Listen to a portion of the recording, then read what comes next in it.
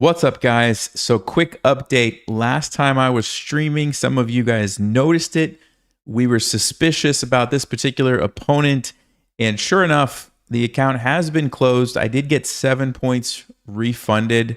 This person was like, I think 11 or 1200 rated in Blitz and then 2450 Rapid. So we kind of knew something was off. Also, they played 96 accuracy. I'll show you the game quickly here. Oh, this is the game review, by the way. I actually played a good game. I mean, 87 almost against an engine is not bad. I was basically even until the one blunder at the end, which I'll show you guys. So nothing obviously that you can do against a computer, but here we go. So this was the game. So I tried to play the Smith Mora. They declined. We ended up trading the queens pretty early on in this one. Yeah. And I didn't really pick up on anything until later on. Let's see. Navigated this pretty well. Yeah, it was this ending where it was like a rook and a rook, two bishops against the knight and the bishop. They had the isolated pawn. I thought that could be a target for me. And then they just started doing all this crazy bishop maneuvering. And yeah, like, okay, they bring the rook, attack my bishop. They move the king, they go check. Then they go back.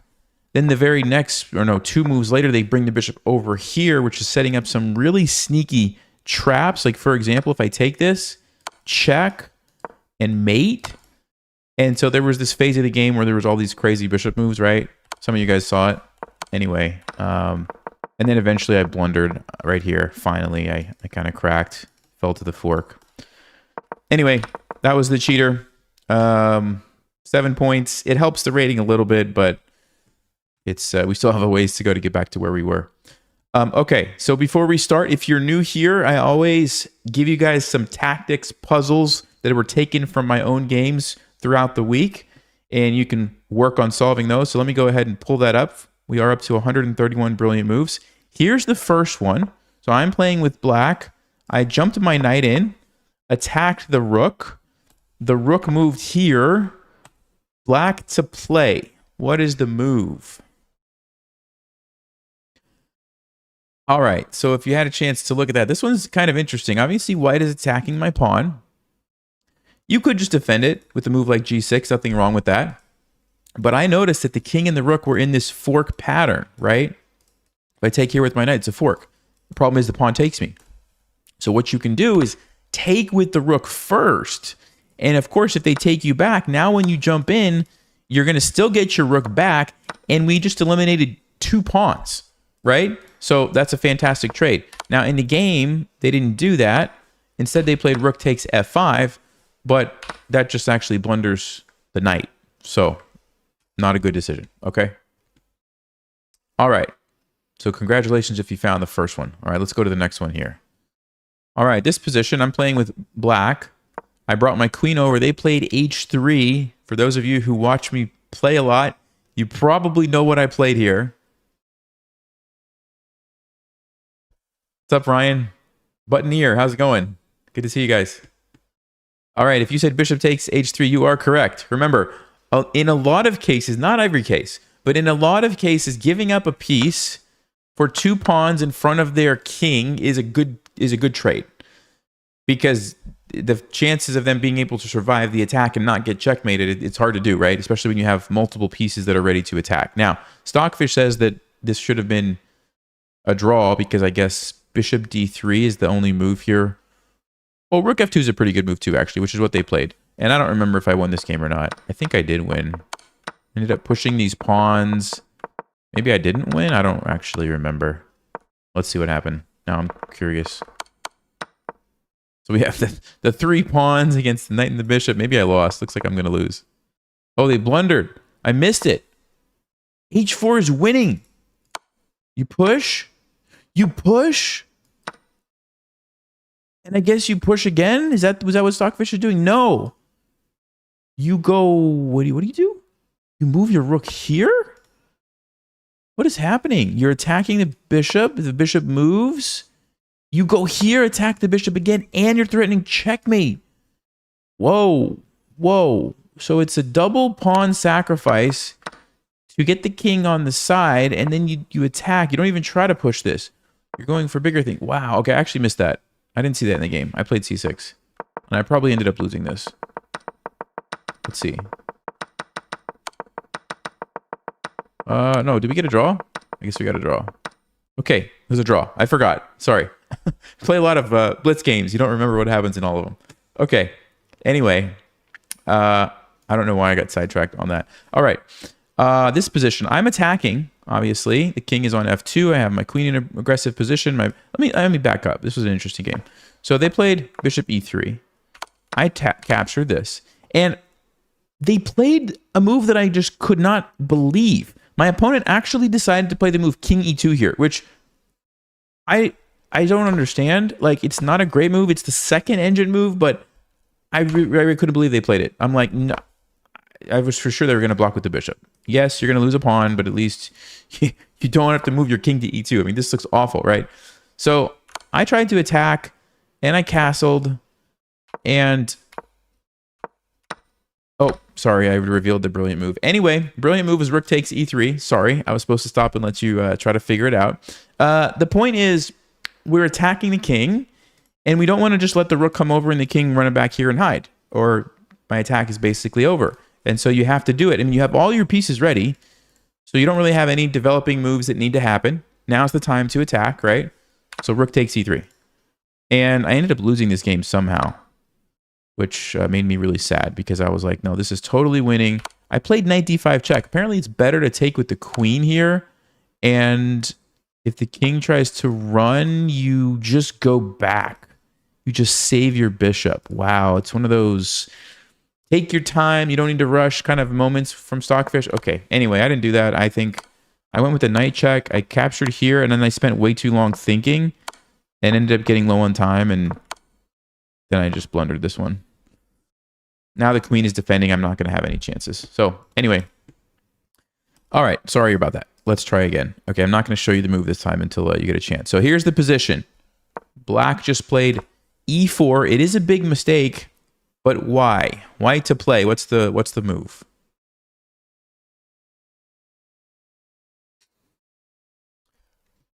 All right, if you had a chance to look at that. So we have the king in the middle. We have a rook lined up on it.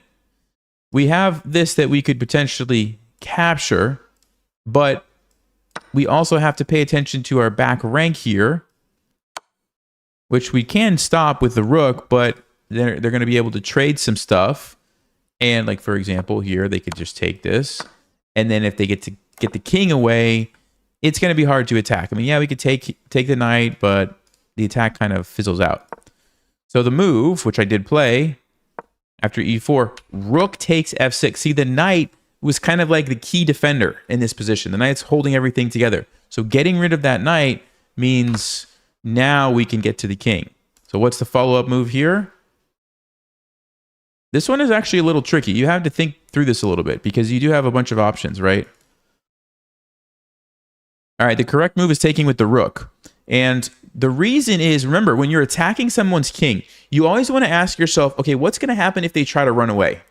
And you need to have a plan so that they don't get away, essentially. So when we take this pawn with either our queen or our rook and put them in check, what is their most likely path to escape? Well, it's going to either be over this way and back here, or it's going to be over here somewhere.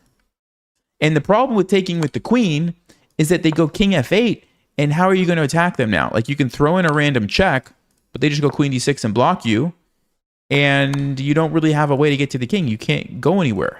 There's no follow-up move, right?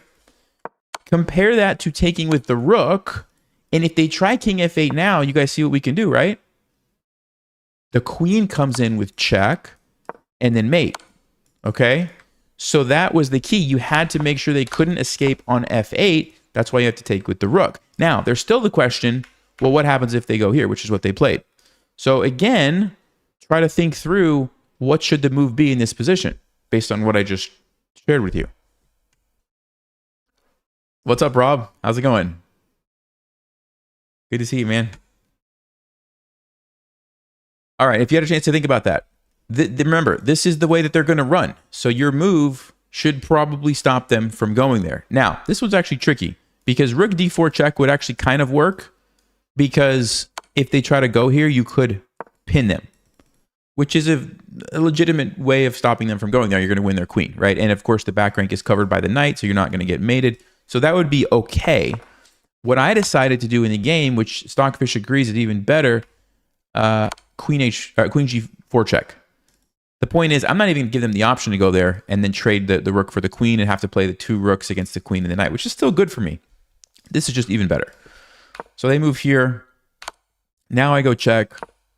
What did I play here? I took the queen, but I think there's even a better move. Let me see. Yeah, there's an even more powerful move. Knight A4 check, which I missed. And you actually get the queen for free.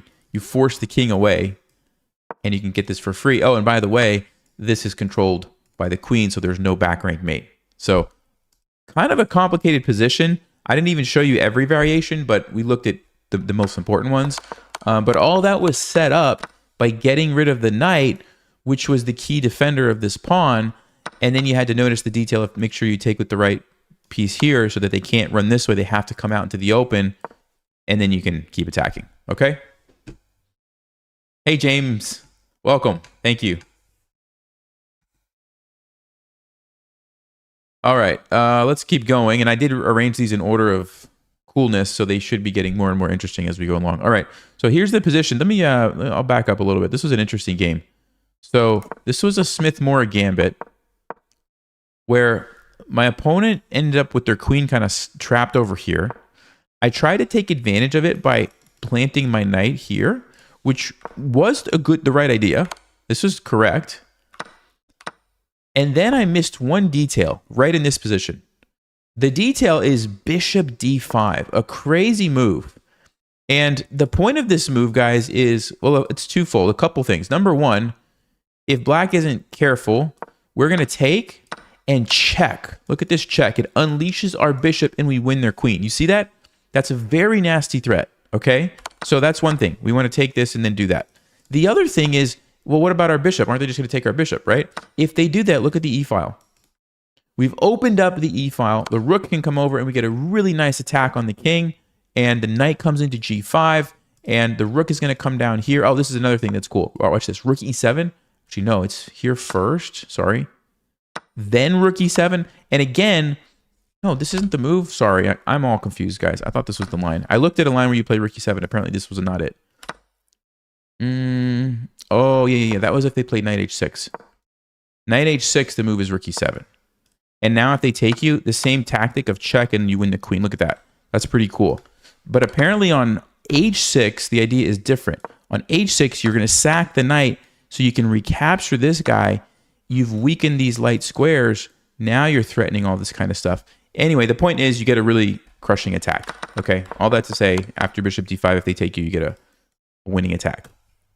In the game, I didn't know that, didn't see that, didn't figure that out. I played bishop b3. Okay, however, I still tried to attack with knight g5 and rook e1, and they blundered with h6. So here there was 2 back-to-back brilliant moves. If you would like to pause, what's the move here for white?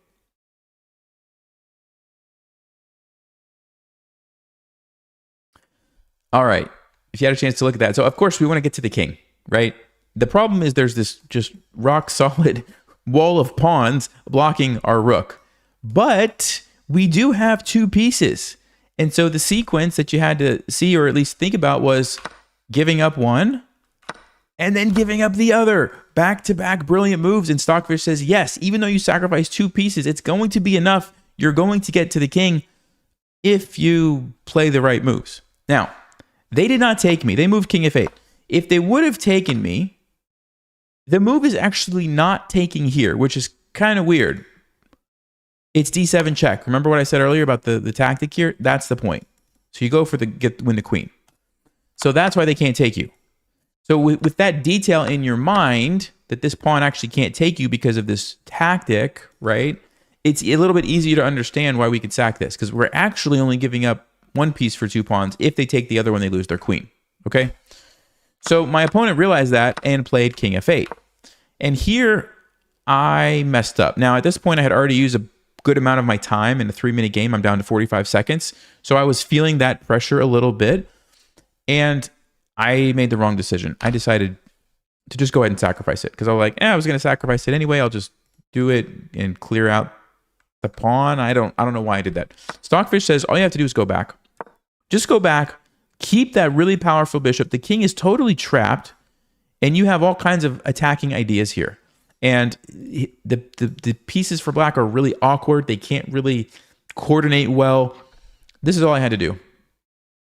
And I would have been fine. Instead, I captured it, and I was running out of time. I didn't see how to get checkmate, and I ended up just losing, I think. Yeah.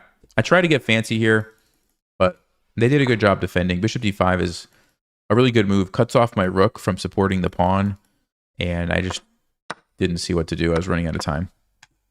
Okay. Let's keep going. All right. This one, yeah.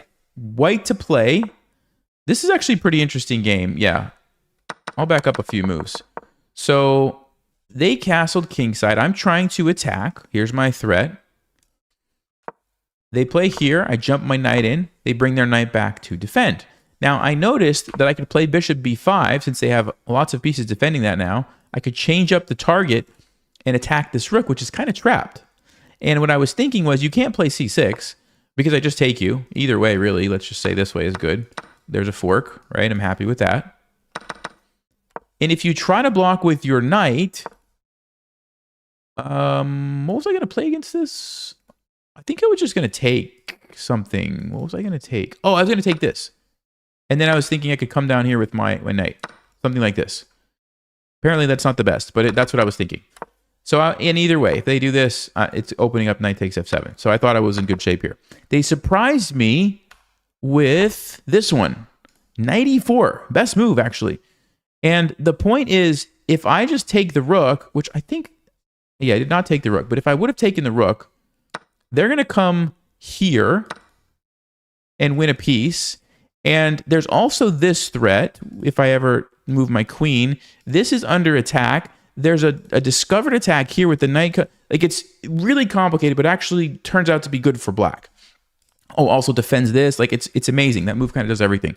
So I started to sort of see that actually, no, black has some serious counterplay. Also, they're attacking this. They're threatening to just take this. So I played knight takes f7. Thought it was a good move. Apparently, it's not. And the reason is because black could have played knight g6. Hit my queen, and I'm in trouble. Queen has to leave. This is under attack. Everything's falling apart for me. It's a very complicated position. But they had knight g6. They didn't see it, though. They played bishop takes g5. I captured. They went here. White to play. What's the brilliant move?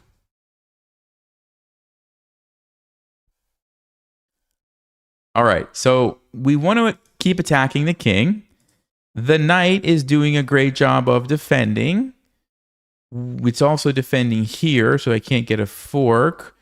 So when a piece is doing a good job of defending and you're trying to attack, what do you need to do? Well, you need to eliminate the piece, right? Rook takes f8. We've seen it before, sacrificing a rook for a knight. Okay. Yeah, obviously have to capture. What's the move now? All right, so this is a good move. It's a fork. You're going to win the queen. Nothing wrong with that. But I decided to just go here instead because I'm really focusing more on the king. Of course, they can't go back this way because of checkmate, which means this move is going to force them to come out, or they can block with their knight. If they come out, they're lined up with this. So I'm going to be able to probably win the queen regardless. They decided to play knight f6, and then I did that? I thought I was going to do this move. Huh. Well, apparently not. Sorry, I ruined another brilliant move for you. There's lots of good moves. I'm just winning. I think this is fine, but this is what happened instead. Check. I still get the queen, just in a different way. And then they actually forgot that this was covered, I think, and just lost the rook. Okay. All right. We have one more game of brilliant moves. This one was cool. I'm going to actually show you guys. Will I show you? Yeah, I'll show you the whole game. This one was really fun. This was a really interesting game. So let's actually just go look at this. So I played this gambit. I'm trying to be really aggressive. A castle. I'm like, yeah, you can take a pawn if you want. Actually, now that I'm looking at it, I'm remembering. I missed this completely. I missed this completely until after I castled. But here's the interesting thing. When you are developing really, really quickly, and you're just focusing on like castling and developing all your pieces as fast as possible, even if something goes wrong, usually you can still figure out a way to like make it work. So here I was like, okay, I'm going to lose my rook, but at least now I have all of my pieces ready to attack. This guy's lined up here. This is lined up here. The bishops are ready to go. The knights are ready to go. And white still has not developed. Okay, a rook for a knight. Honestly, though, like, what was this rook going to do anyway sitting over here? So the fact that I lost a rook doesn't really affect this moment in the game. So I'm like, all right, let's just keep going. Just keep attacking. So they trade here, and they play bishop d2. And you will notice, just like that, I'm totally winning. Even though I lost the exchange, I'm totally winning, right? It's amazing. So I played knight e4, and look at this rook. Look at this knight. This is a big deal. You can't push by to try to stop me, because now you've opened up the queen, and you're going to get checkmated here. It's not that easy to deal with this threat, right? So they take me to obviously get rid of that. But now you have a new problem. Your rook is under attack. The rook doesn't have a lot of places to go. I have these bishops here. So they go here. And now there's a really good move for black. What do you guys think it is? This one is hard to see. I'm going to guess most people are going to miss this move. Black to play. Really good move here. This is not the brilliant move. We haven't even gotten there yet. But this is just setting it up. Black to play. What should you do here? Okay, if you said bishop g2, you would be wrong. And here is why. Bishop g2 allows white to sacrifice the exchange right back by playing queen e2. Yes, you can take a rook. That's cool. But now they take you. They've defended. They've also cleared the path for their king to castle. And we have an equal game. It's roughly equal, which is not awful, but it's not good. We were totally winning. The move that you needed to see, bishop to f3. The reason this is so powerful is because the queen is the best defender here. If the queen gets to e2 and defends, you can't do anything. But by going here, what am I doing? I'm forcing it to move. So they played queen c1. And now that queen e2 move is no longer an option. Now we can go bishop g2.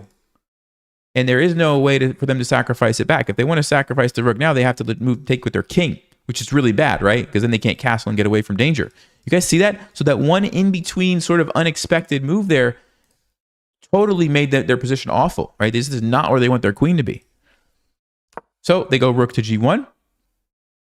And apparently the best move is queen e4, just defending the bishop. I actually just captured the pawn, also still good for me. And now they played queen d1. I mean, they wanted their queen in the game so badly. Also, it's stopping them from castling. So they just had to go back, right? Okay. I played bishop h2. And when I played bishop h2, I was thinking about something.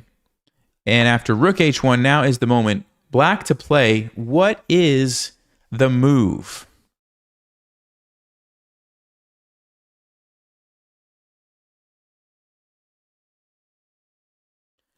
All right, so obviously we want to keep the attack going. This is a little bit of a problem for us, right? Because if we move one of our bishops, we're going to lose the other bishop. Now, you could defend it, or you could try to defend it with your queen, but that's a very passive move. And we're trying to attack. So you don't really want to be playing defensive moves like that. So how do we attack? Rook takes f2. This is amazing. It not only defends our bishop, it eliminates the pawn that's shielding the king, and they actually can't take us. Stockfish says the best move for white, believe it or not, the best move for white is queen f3. Just giving up the queen so that you can castle and get away from danger. That's the best move for white. Obviously, it's a bad move, but it's the best move. So they took it in the game, and now you have to figure out how do you win. Black to play and win. What's the move?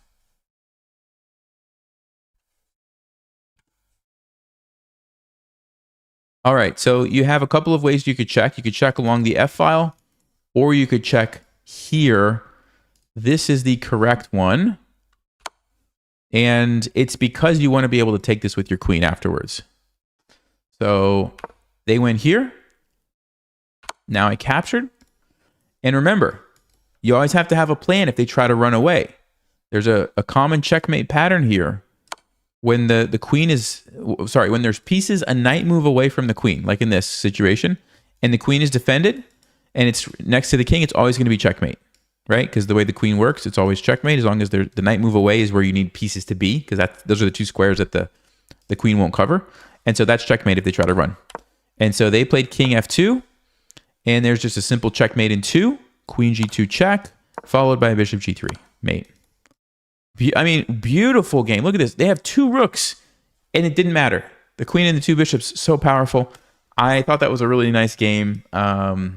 Yeah, that was just really cool, the way that the queen and the bishops work together. So hope you guys can appreciate that. And really the key that set all of that up that I think a lot of people would miss was this bishop f3 move, right?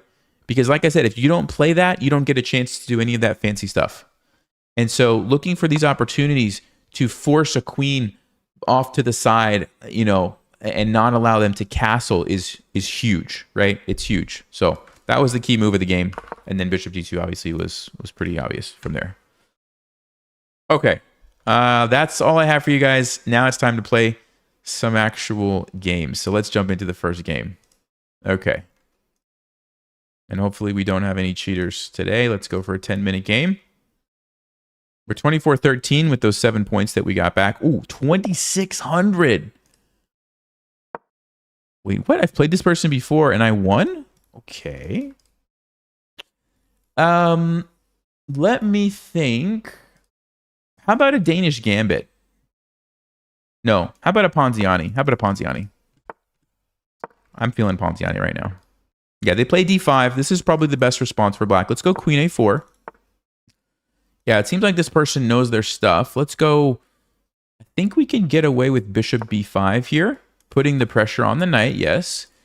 I'm trying to remember, guys. I'm pretty sure we take this and play d4 is the move. There's different ways to do it, actually. There's different ways to do it.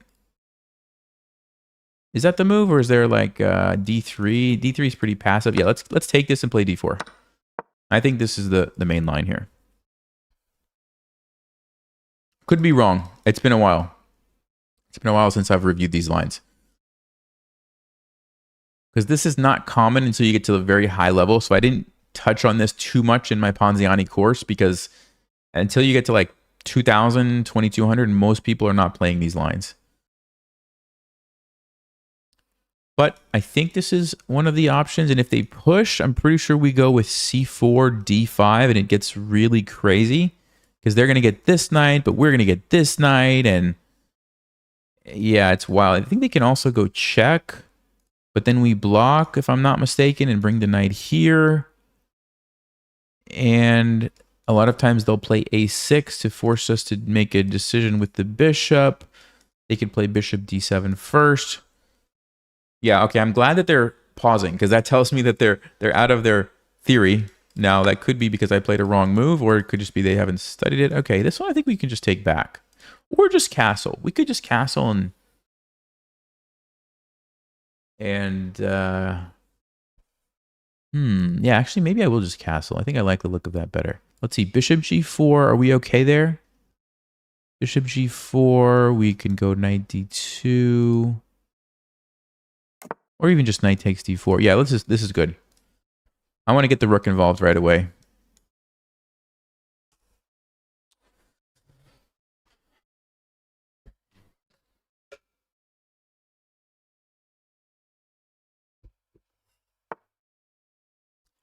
All right, so bishop d7. Yep, so they might want to they might be thinking about castling.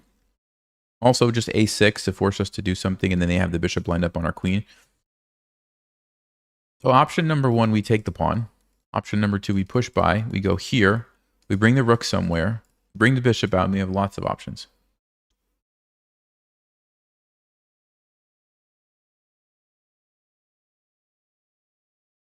Yeah, I kind of feel like I just want to take. And if they play a6, I'll just bring my bishop maybe back. We could also play knight c3. Let's see, takes. Maybe not. Actually, no, we could play knight c3 because they can't take here because of this. They'd have to take with the queen. Okay, let's take the pawn. Let's take the pawn because now it opens up the square for my knight. I like that. Knight jumping to c3 looks pretty good. So keep in mind, the move a6 does threaten to take my bishop because they could take with the queen. but it's not threatening to take with the pawn. Okay, it's not threatening to take with the pawn because their rook is here, which means the move knight c3 would be a good move. Because now you can't take with the queen because my knight is defending, and you can't take with the pawn because my queen is pinning your pawn here. So yeah, you do have to make a queen move, which they did. And now I guess I still don't have to move it because again, the pin is still here. So probably just develop, get my bishop out. That's what I'm thinking.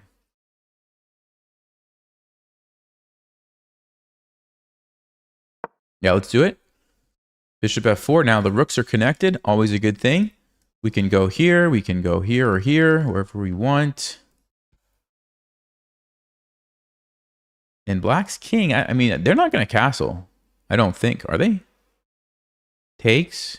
Check. King goes here. Check. No, there's no way they're going to castle. There's no way they're going to castle.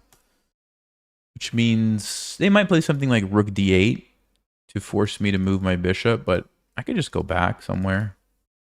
Maybe not here. I don't want to get forked, so maybe here or here. Oh, g5. Whoa. Okay. I think we're going to just be greedy and take the pawn. I'm not super concerned with this. Maybe I should be, but I'm not. What else can I do? Rook e1.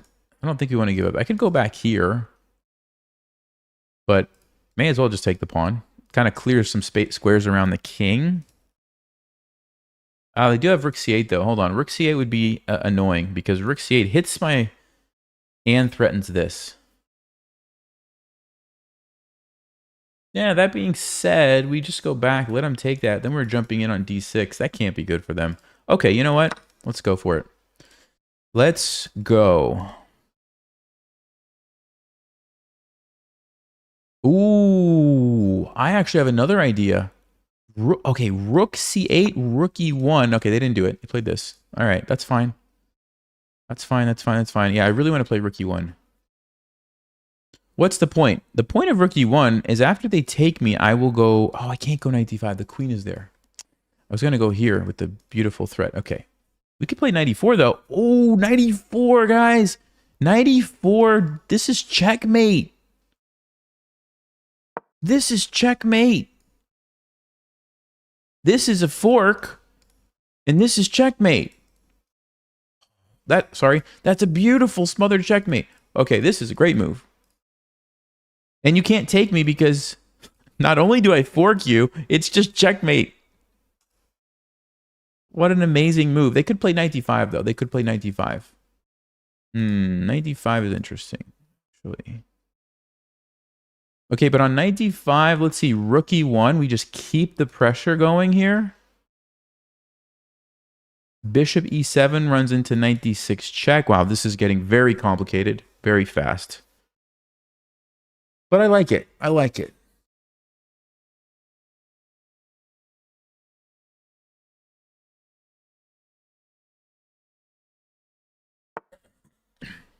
Whoa. He plays king f7. Okay, that does not look like a good move.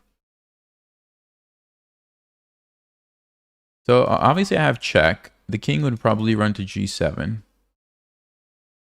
I also have check with a queen or a bishop. So let's just say queen for a second. So the king moves.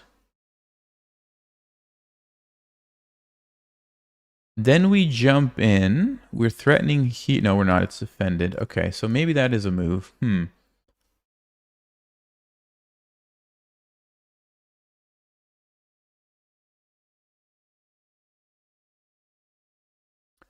Ooh, I have an idea. Okay, hold on. Hear me out, guys. Check here. King moves. We sack the knight here. What's the point? Well, we're trying to lure the king out so that we can do what? Jump our knight in. Then there's a skewer with the bishop. That looks pretty good. I'm not going to lie. That looks pretty good. I'd also go with the bishop first, but I feel like the queen needs to be involved. I feel like the queen needs to be involved. Of course, you can't block with your queen because of bishop c4. We pin it. Actually, any blocking move, bishop c4 looks crushing, I would think. So I'm going to say they're going to play king g7. King g7. And I'm pretty sure Well, okay, hold on. It's not that simple. This is also tempting, but I guess it's defended. Can't go here. Okay, it's got to be knight f6. It's got to be. So we take on f6. Pretty sure they have to take me because we're hitting the queen. If they try to take this bishop, I mean, probably I just trade and take their bishop. I'm going to have a bunch of extra pawns. Actually, then my knight's hanging. Wow, okay, maybe it's... We could trade first. We could take here and then sack. Kind of lets their pieces out, though. So, okay, we need a response. Takes. We need a response here. What's the response?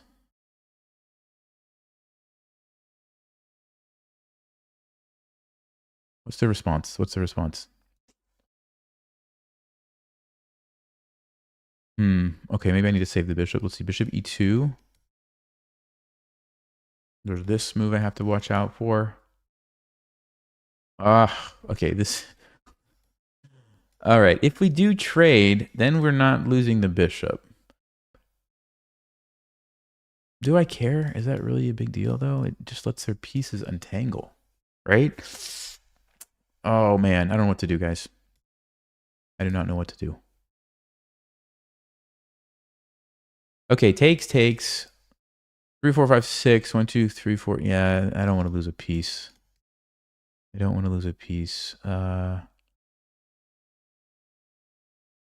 we move our knight? Oh, wait a second. What if we did move our knight?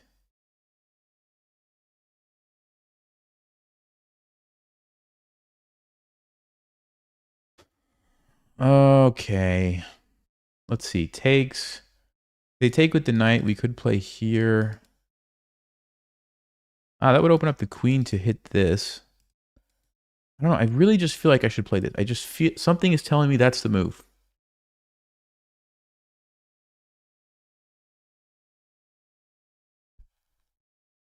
But maybe it's not the move. Knight e5. If you take me, I take check. But then there's always going to be a knight to recapture. Maybe that's fine. Then our knight gets to f6. Maybe that's fine. Knight g5 is interesting too, because then the queen is cut off. But how do we take advantage of this diagonal? Queen c3? Okay. Queen c3 is interesting.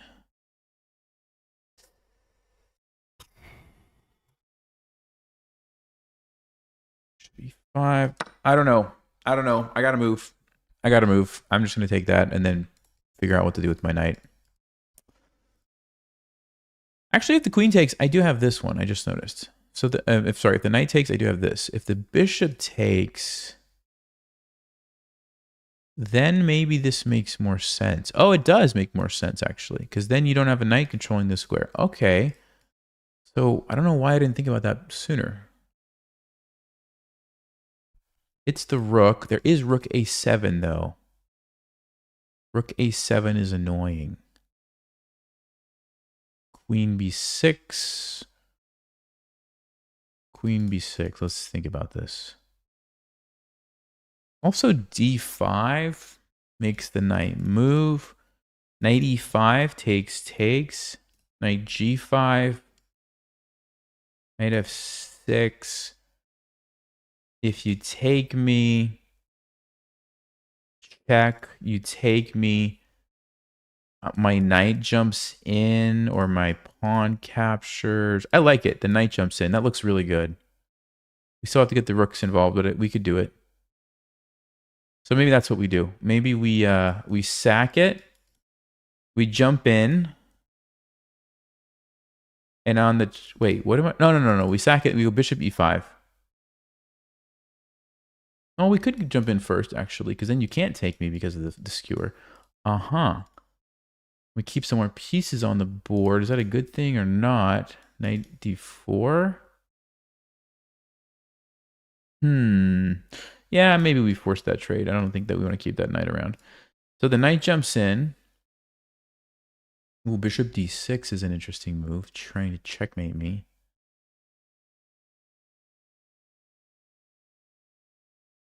Queen here, rook here. Oh, he takes with the bishop. He takes with the bishop. Okay. Here we go. This one I thought was good.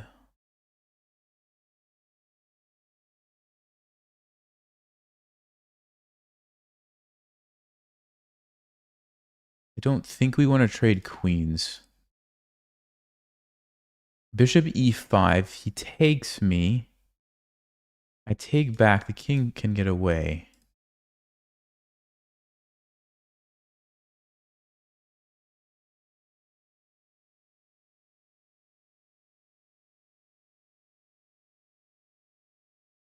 What about knight g5? Knight g5 takes check. No, he's getting too many pieces. Man.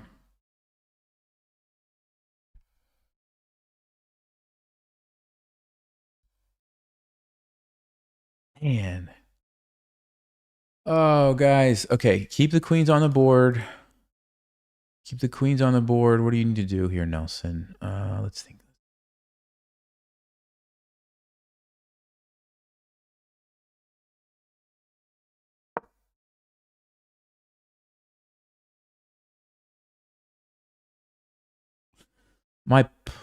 My plan is... What's my plan? What's my plan? Is it bishop e5 or is it taking back here king h1 and rook g1? Or is it bringing the queen in? I think it might be here, but I'm also thinking that taking here and moving my king is really dangerous too, if I have time for that. Do I have time for that? The knight's going to be coming in to f5. Check. The queen is going to block. Check. King is going to move. I have nothing. Maybe I have to go with this. He goes right away. Okay.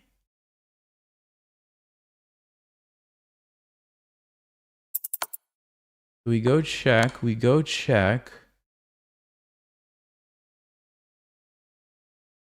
He has to go back. I have a draw. I have a draw. Do I want to draw, guys? Do I want to draw? I might have to take a draw. Alternatively, well, wait, no. Wait.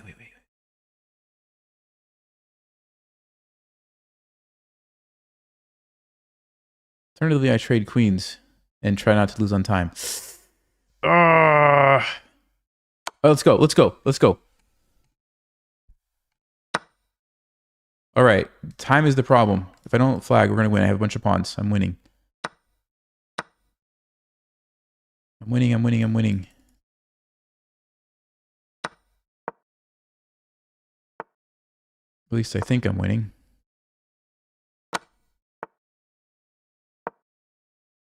Got to get the rooks involved. Got to get the rooks involved ASAP. Let's go.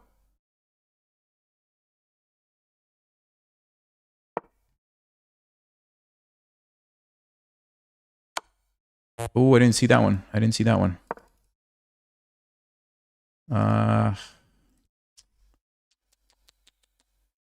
Let's see. Check. Oh, what's this? What is this?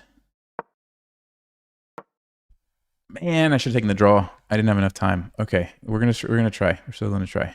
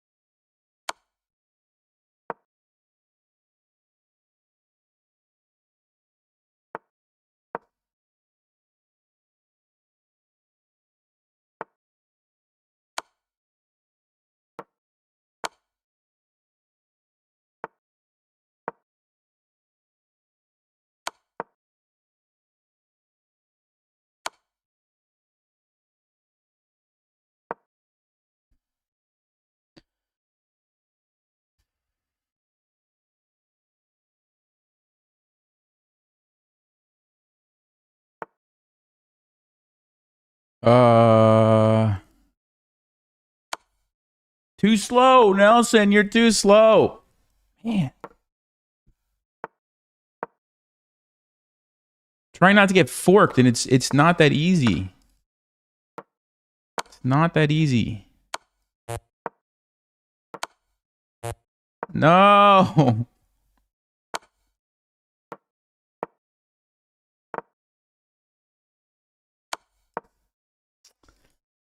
Oh. We had it.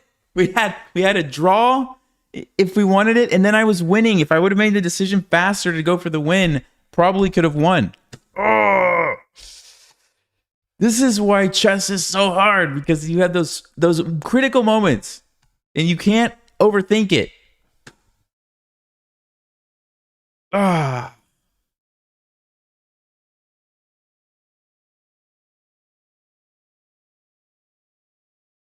Man. Okay. Before I look at the game with the engine, I want you guys in chat to tell me what you think. What did I do wrong? All right? Don't use engines. No engine moves, okay? I want you to just think about the game. I'm going to turn off the analysis for just a second, and I want you to tell me where you think I went wrong, okay? Let me hear it. And I'm going to analyze some of the stuff that you guys say first, and then we will see what Stockfish says. Oops, I want it to stop giving me the... How do I see it without the evaluation? Well, it's fine. It's just giving us some clues. Poor time management. That's a legitimate... Yeah, that's a legitimate thing. I think you might be right. Overcomplicated the middle game with the sacks. Could have traded queens and taken on g4 earlier. Okay, so kind of like a time management thing.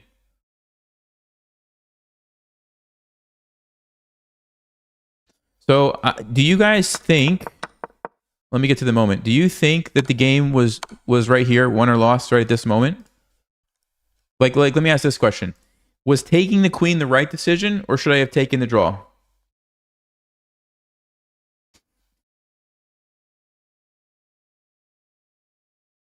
Got too excited and lost too much time. So I'm seeing time management is like the main thing, right? Should have taken the draw against a GM level opponent. Yeah, maybe. Maybe so. I just was like, I have 1, 2, 3, 4, 5, 6 pawns against 4. I literally have 2 extra. No, even I was going to get this one. So it was going to be 6 pawns against 3 pawns. And everything else is equal. 2 rooks, 3 pieces. I was like, how do I pass that up?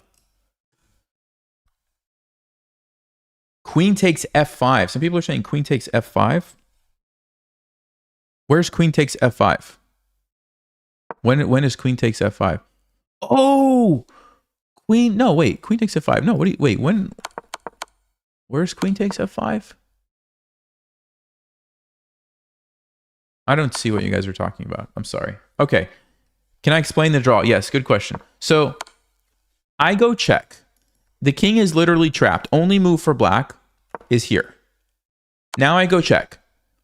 If you ever move your king here, you're going to get forked by my knight and you lose your queen.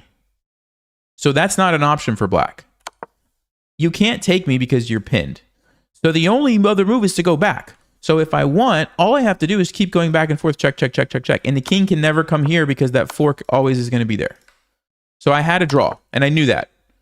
But I was thinking, if I make this trade and go into this endgame, like I said, I have 6 pawns against 3 pawns. Surely this must be good enough to win, right?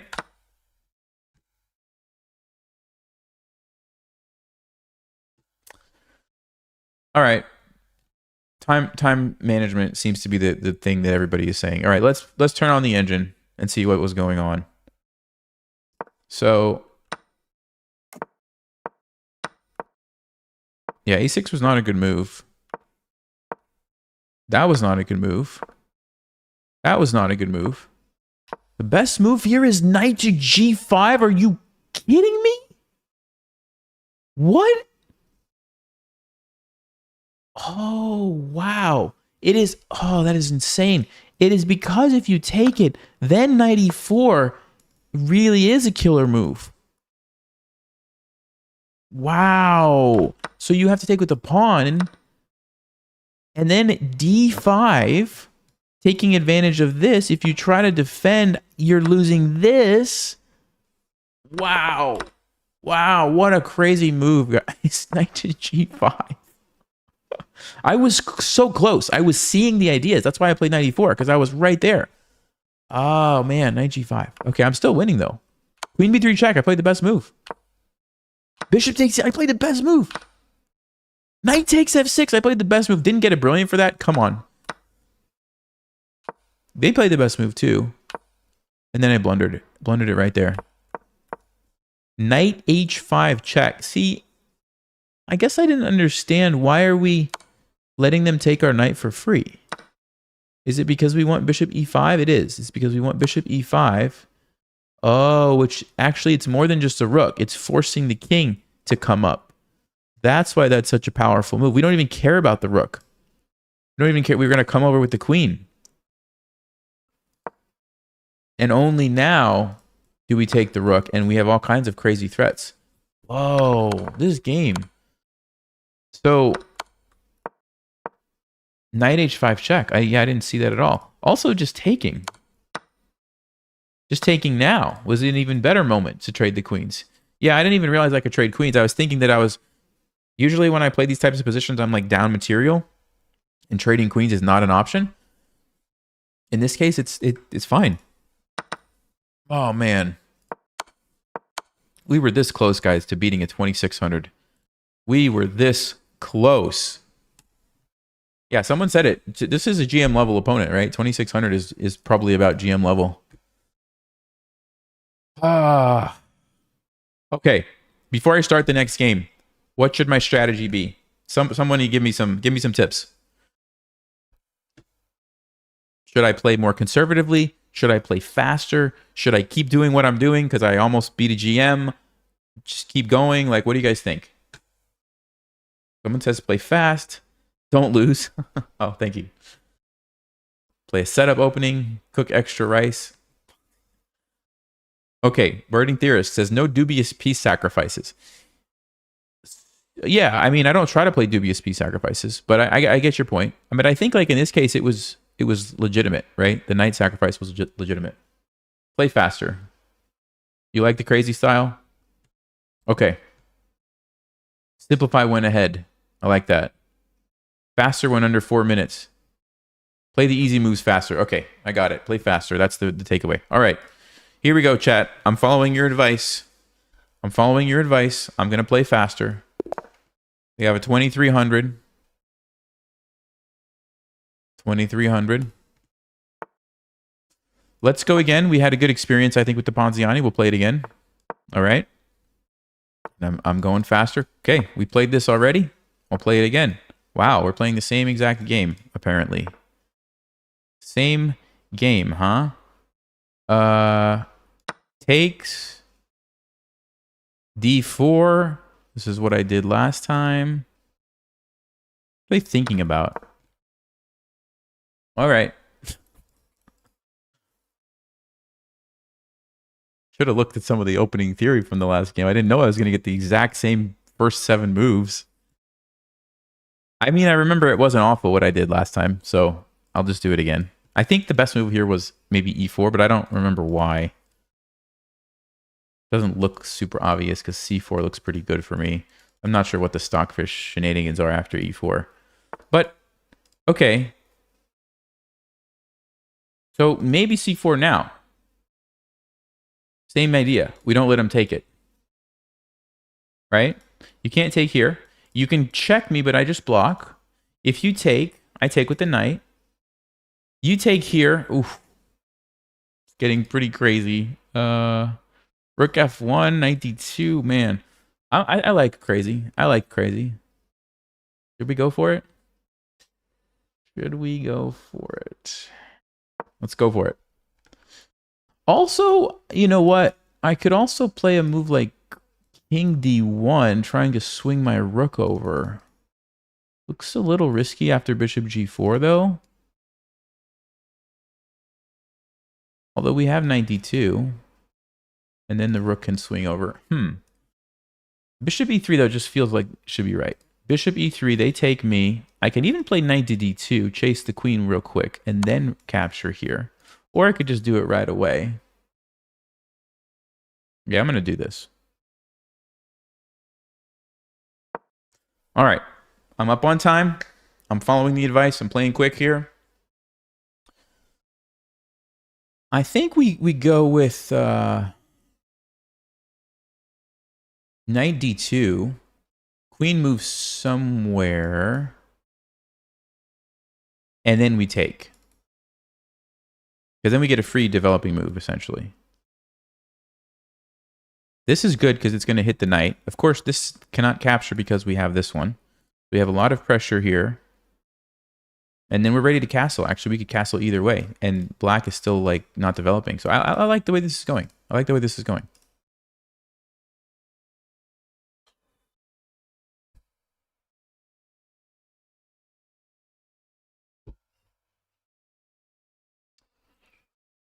Okay, I mean, if black doesn't take here, what else could they do? I guess is the question. If they don't take here, I don't see a lot of good options. Bishop g4, bishop d7, I suppose. Maybe something crazy like moving your rook to make this threat happen, but that seems pretty bad. So I'm expecting they're going to take. And I think we just hit him with knight d4 right away. I think we just throw that out there. And queen d3, we take. Bishop g4 is interesting, but surely we would have a good move there. I don't know what it is, but knight f3? Maybe knight f3. I'm going to play rook d1. Yeah, I'm going for it. If they take, I'm playing knight d2 right away. We have a time advantage.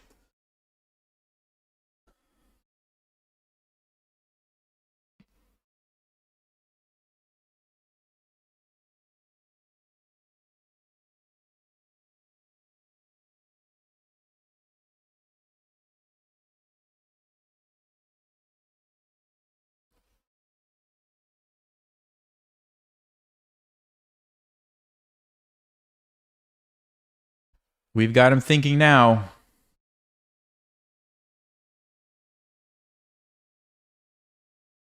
They might be thinking about the immediate recapture and then going here and then, you know, bringing their bishop here. There's a lot to think about there. So I could see that being what's being calculated right now. Can't believe I lost the last game, guys. Man. Feels like I'm getting a do-over right now, playing the same opening.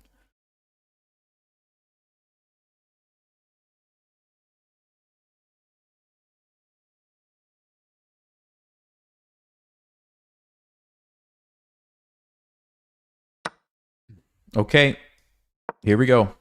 The instant response. So queen d3, I'm pretty sure we just take, because that pawn is about to take my bishop. So we have to take it. And also we get an attack here. Okay. Yeah, I think we just take, right? Because I don't care about this pawn. If you take my pawn, I'll just castle the other way. I don't care about that at all. So I'm going to follow the advice, make a quick move. I'm not going to overthink it. Got to listen to my coaches, my chat coaches. Maybe this will be a new thing. You guys can coach me after each game. Give me some advice for the next one. I like that. Students teaching the teacher. Okay, so I think we follow the plan. We castle. Let me just quickly check if there's any other moves. We could take here, but no, he's going to bring out the knight. We don't want to do that. Yeah, we got to castle. There you go. Quick decision. Keeping a solid, healthy time advantage. I've got to say, our position looks really good. They are not castled. Rooks are misplaced. Bishops are not developed. I have both rooks about to be in the action. All the pieces are developed. This is looking like the dream here.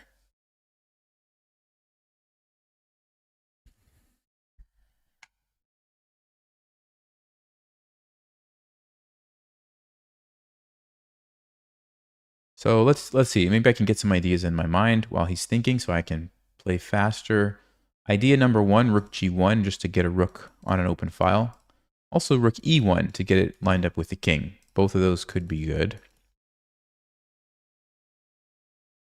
I don't think we really want to trade this. Although it does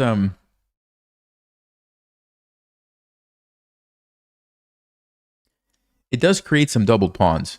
But then the queens are off the board, the bishops are going to come out, and I don't feel like I have much of an advantage. Maybe a little something, but I don't think I want to do that. So if I'm not going to be trading that off, what is the strategy? Maybe we just trade one time, so the bishop's not a liability, and then we focus on the e-file. That's smart. That's smart. We take once, and maybe actually I even get the rook there ahead of time, so that if they try to recapture with the knight, we're ready to go. We have the rook lined up. We can move the bishop wherever we want. I like it. Okay, now we have to think about castling, but that's not a big deal. We just sack, and we're good. So yeah, I think rook e1 is the way to go here. If they ever try to move this, we're going to jump in. I could throw in this first to force the queen, but I don't think that matters. I think we just go right over here. I'm going to do it quickly. I'm going to keep my time advantage. Fantastic. Not overthinking, making quick decisions.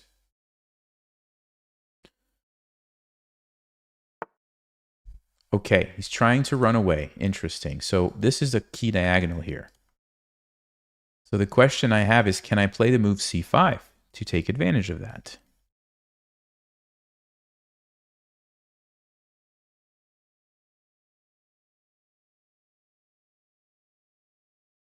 It looks good to me. It looks really good to me, actually. I'm not going to overthink it. I'm just scanning for blunders, blah, blah, blah, blah, blah. And let's go. Okay, I have options now. I have 3 options for my pieces to get the king. Looks very difficult for black to deal with that. Everything is kind of defended nicely. This pin is still here. I don't know if there's some crazy knight move, but I didn't think so. Okay, he's going to try to run here. All right, all right. So now I feel like we should pause just a little. I have a bunch of time. I feel like I should maybe try to use some of it. So check or check, and the king is going to g7. What is my follow-up going to be? How about rook g1 now? Then we're lined up with the king again. If you try to take me, nope, rook h1 and you're done. Game over. So the queen is now almost trapped, actually. No, unless you... Okay, if I put the bishop, you can't go there. So let's say I move the bishop. All right, so no. You have to take it or go here. Then we can go rook g3. We just keep harassing. Okay, I think this is the move. Also, we don't have to worry about this anymore. The only thing that we have to worry about is the knight jumping in here, right? That's the only thing.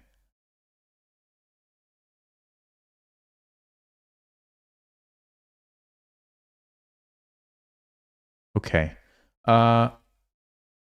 We can also go rook g1 first to make the queen move right away to h3. Then I could use the queen because there would be no queen here. Okay, I think I think rook g1 is what I want to do because it's kind of setting this trap if they take the pawn, right? Okay, little sneaky trap. Let's do it.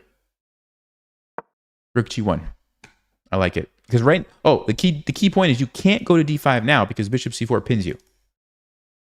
So I'm just changing up the order so that now I don't have to use the bishop. I can actually use the queen if I want, and there is not going to be queen d5. Of course, they can't take. We already talked about it because once the king moves here, the rook h1 is going to be checkmate. There's going to be a bishop and a bishop or a queen.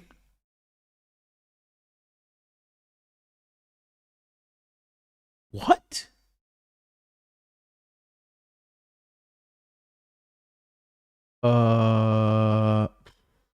So check, they have queen d5. Okay, wow. I did not even consider this at all. Well, I'm going to take the rook.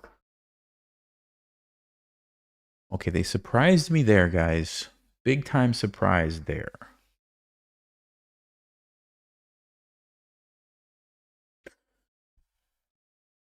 We have to watch out for this. There is no check, so I'm good right now, but I do have to keep an eye on that. I'm tempted to just take a pawn.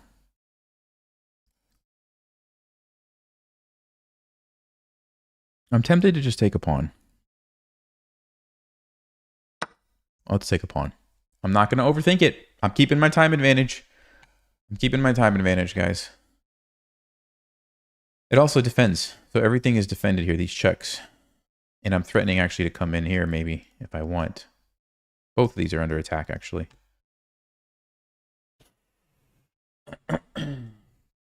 Okay, so he's attacking my queen, obviously. So we are going to just take.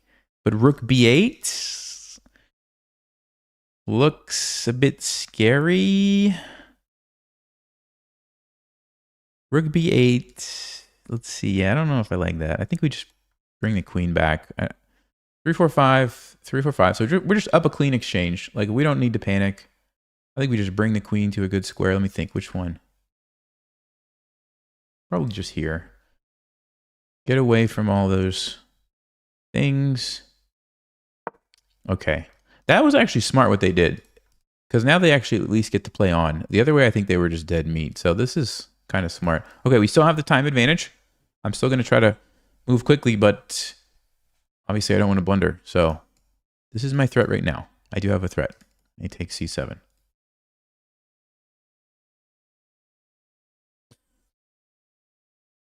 Too bad we don't have our light squared bishop anymore because this is the key diagonal here. But if we make the queen move with our knight, then with the rook by moving the knight, then maybe we can take advantage of that still. Maybe it's possible. I'm worried about queen c4 check though. Yeah, they're opening up their bishop. That's a bit scary, but maybe we just take it. Here, it's defended. It's defended. Not blundering, defended. The rook might come over. It's fine. Because here's the thing. Once this pawn is gone, now when I go back to b5, knight d6 is actually a big threat. And I have 4 minutes, they have 1 minute. So I have plenty of time. I'm going to go back. Just making sure this is not checkmate. My queen is doing a great job. Okay. And I'm threatening knight d6. Very nasty move, I think. Of course, I'm not going to take it, right? No chance. We can go check. We can go check here. We're going to move to f8, I think. Oh, if they go there, then no. They can't do that.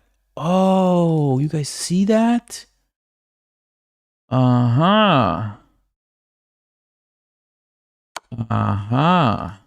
They can't go backwards because now the rook will be with check and we don't get checkmated. Great. So I'm going to take a rook and then I'm going to go back. That one's on you guys. You guys did that. You made it happen with the good advice to play faster. Well played, chat. Everybody had a part in that. Way to go. Way to go. Thanks, Ryan. Appreciate it. We had 81 accuracy, even playing quickly. I mean, I think we have to be proud about that. Okay. Let's check the opening because that was pretty interesting. So they played... Oh, c4 was a blunder. Okay. Why is it a blunder? They went check. Bishop e3. They did the right thing. Knight d2. It's because they can take here right now. What? What? Queen d3? Why is this good for black? I save my bishop. You take here. Apparently, what? I don't know. What? This? And they're just going to run me over with these pawns? Okay. They're just going to run me over with the pawns, put their king on f7, and somehow black is winning. Wow. Okay, I don't know. If anybody plays that, they're either cheating or they've really studied the Ponziani lines. Okay. Apparently the move I'm supposed to play is bishop c4. You go back with the bishop. Then when the queen comes in, now you can do the same stuff. And there is no shenanigans. And you take back. And the fork doesn't matter because now you can take it. Okay. So for future reference, I need to play bishop c4, not c4 in that position. The opponent was shook by the speed. Yeah, yeah. Okay, guys. So that was great.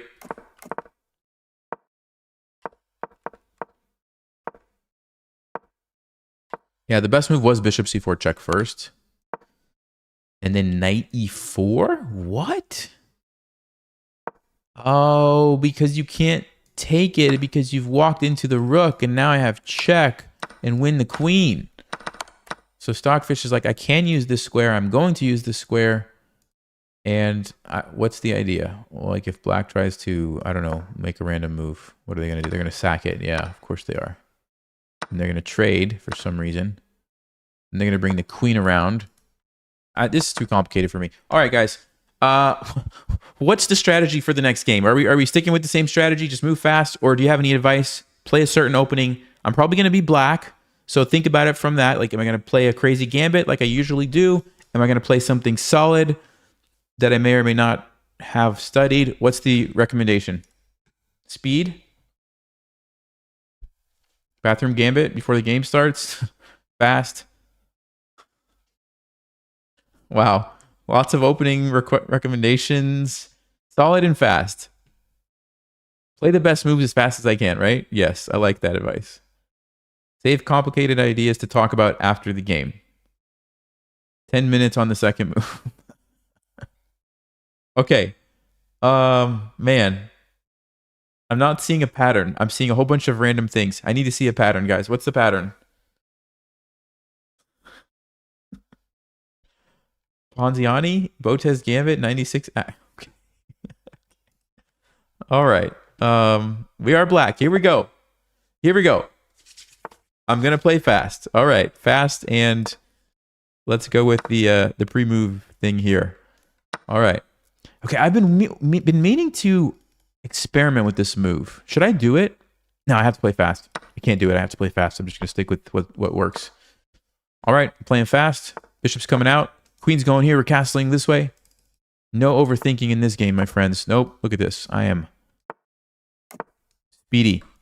Speedy Gonzalez over here. Look at that. Bishop d2. What kind of a move is that? This guy is already looking super passive. Let's go with knight f6. We're hitting the pawn. We're going to take a free pawn. He walks into this pin. I should just jump all over that, right? Knight d4. What's going to happen? Let's go. I'm not going to overthink it. I don't overthink anymore.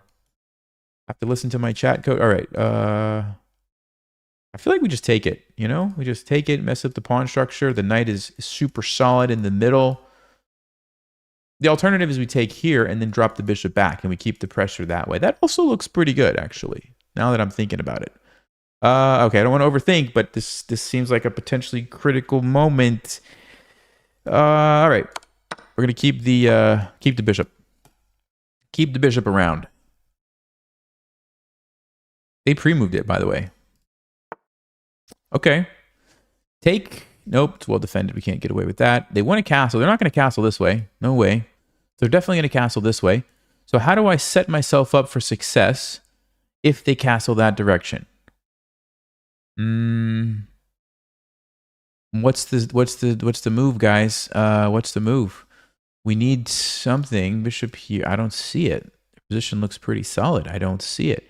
All right. I'm not going to spend too much time, so I'm going to bring my rook to the center. I'll play king b8 if I have to. Just a nice little tuck the king off to the side kind of a move.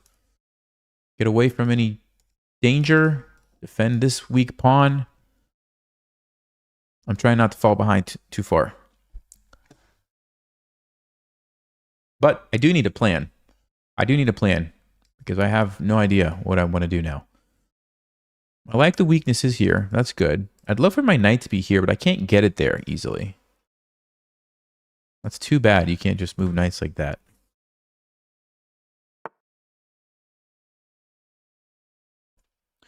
Well, we can go here with the knight or here with the knight. But then they're going to jump in on me. See, I don't want to let that happen. No, sir. Okay. Okay. Hold on. Hold on. I mean, I could play c6 to stop that. It just feels... Okay, we're not going to overthink it. We're going to do it. Oh, wait. Is there e5? Uh-oh. Uh-oh. I got to watch out for e5, guys. e5 is dangerous. e5 is very dangerous. Oh. Maybe I should. Let me think. Queen f8 seems awful. This is kind of annoying, though. What are we doing about that? If I go back f4... They're going to roll me over with the pawns. We can't let that happen. I don't like this move. I don't know what to do, guys. I don't know what to do, but I don't want to overthink. What a mess. What a mess we are in. Okay, I'm going to go here and figure out f4 after they play it. I think I'm going to go queen c7, actually. The idea is... If they push on me, I take it. If they push here, I just move somewhere. I'm not sure where, but we move somewhere. Maybe we move here because it's pinned still. Okay, let's do it. Queen c7. We did it quickly. Hopefully they blunder. Also, I have to watch out for this bishop getting trapped. And this rook is annoying. Yeah, I don't like my position, guys. Where did we go wrong? I hope you're thinking so you can tell me after the game. I'm going to need some advice. I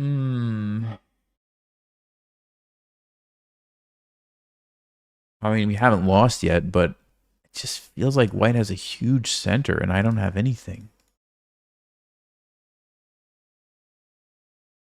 Where did we go wrong?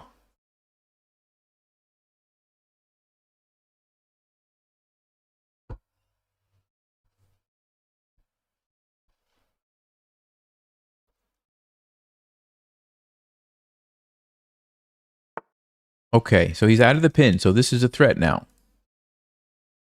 It's a threat, so I'm thinking I should maybe hit the queen, because this is also a threat. Actually, it's not a huge threat, we just move, but maybe there and back?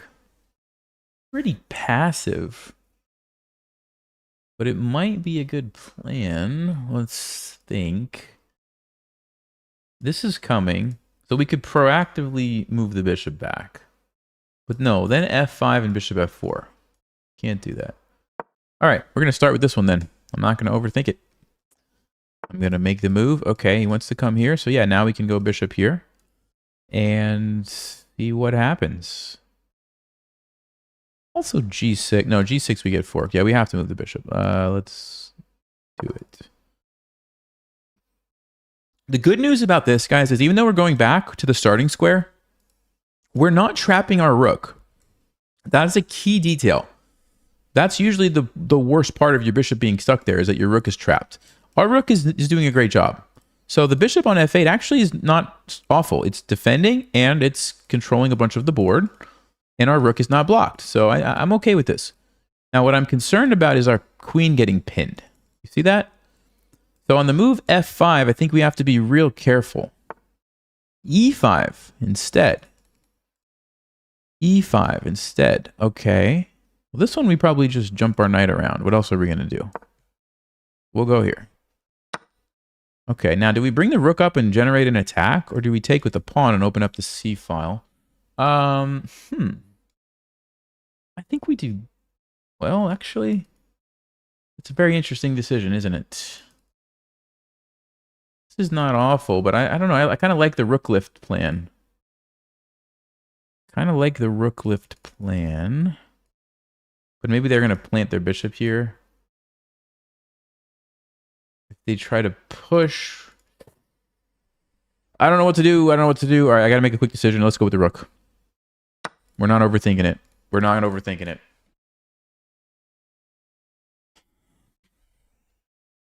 There's a pawn here. I don't think they can take it because I will trap their bishop. So I don't think we're worried about that. I'm still keeping an eye on this guy, right? If they play f5, we have to watch out for bishop f4 and this. Okay, similar ideas though, here and here, right? This bishop could be annoying, so we have to watch out for that.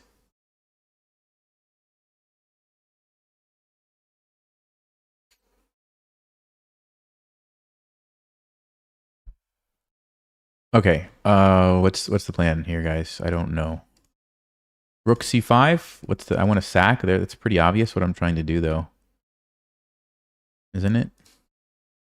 But if they go bishop d4, then we swing over.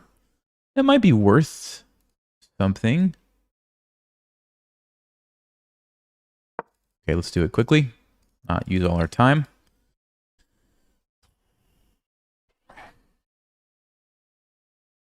Don't love my position, to be honest with you, but I'm gonna stick with the plan. Don't overthink it. Keep making moves. We're gonna see if it's gonna work out for us. Yeah, if I could sack this, I'm absolutely gonna do it because the bishop and the queen on the dark squares are gonna be ooh. Oh, they defended. That's why they did that. They defended. Sneaky, sneaky. But don't we trap the bishop now, like I said? So if we trap it and they play e6, we've got the sack there if we want it. Or we take, and then we have bishop d6. Okay, I'm going to play g6. I think that has to be the move. At least temporarily, that guy's trapped. Oh, he's trying to come into the game. Interesting. Hold on a minute. Let's see. We have a check. If we sack now, the problem is the queen comes over every time.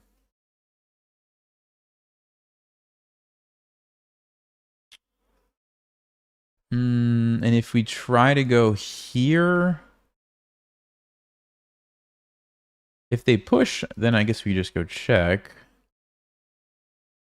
If they take, the bishop's gonna get out. Okay. Come on, don't overthink it, Nelson. I feel like this is a critical moment, you know?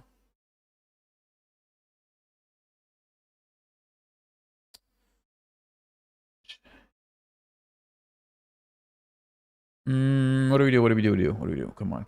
Let's see. The check just feels really natural, but I don't know if it's the right move. What was the other move I was planning? I already forgot. Already forgot what the plan was.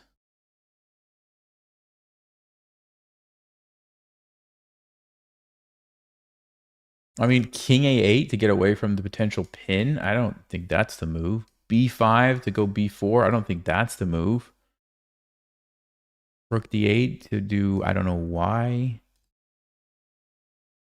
Ah.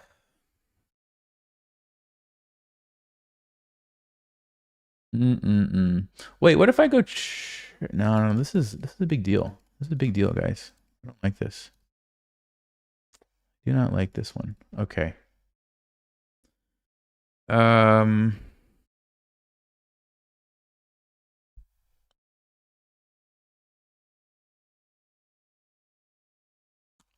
I'm stumped. I'm just stumped. Got to move, Nelson. You got to make a move. You have to make a move. Okay,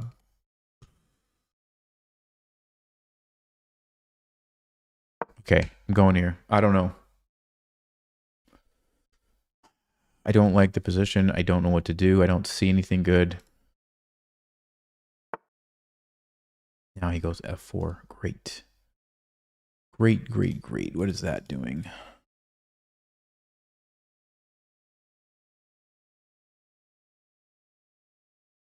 Let's go here. Let's go here. He's probably going to move his king.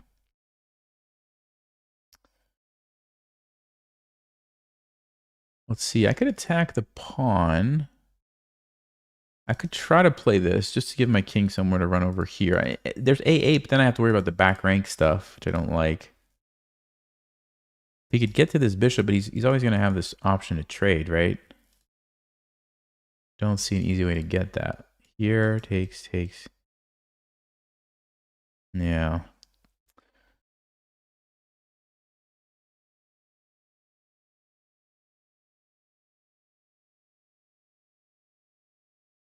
I think I got to do it, don't I? I don't have to do it, but I think I should get away from this. Is just a big threat. Is it a big threat?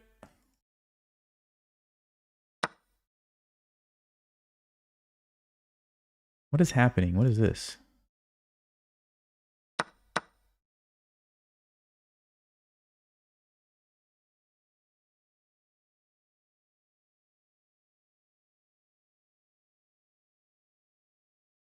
Wait, what if I pin it? What happens if I pin it?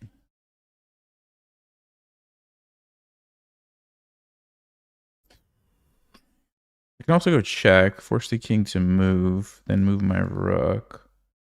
If I pin it, is he going to go queen h4 maybe?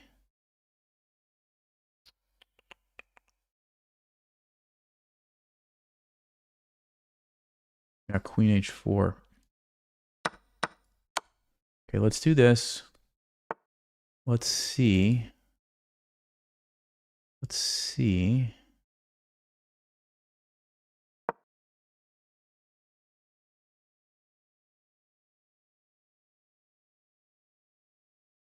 So we're down 2 pawns. We're not in a great position, but maybe there's a glimmer of hope if we can sack the rook here.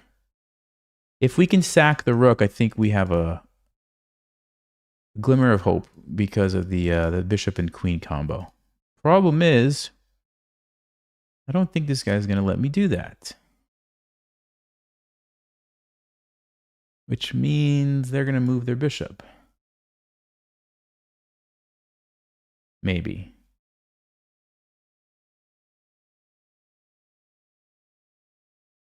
So if they move their bishop here, we also have to watch out for this. So I guess we would have to take. Take. Down the pawn.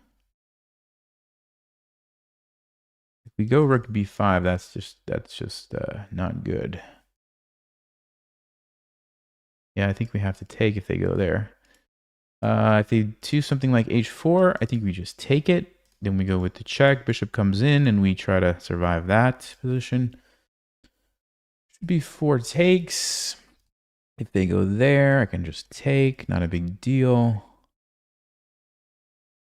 Okay. So bishop b4, we're going rook e5. Oh, queen f6.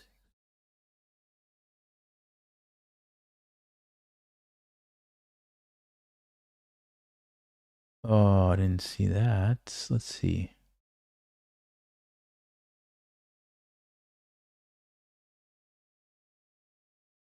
Okay, let's go. Let's go. If they take the bishop, we get the pawn. Okay, we get the pawn. That was a very annoying pawn. So now I feel better. I mean, I didn't get to sack my bishop, but at least we got rid of that because that pawn was going to be so hard to stop because all my pieces are on the other side. This one is closer, right? The king can come over real quick and easy. Let's go back here. Obviously, we're fighting for a draw, but I think we have decent chances.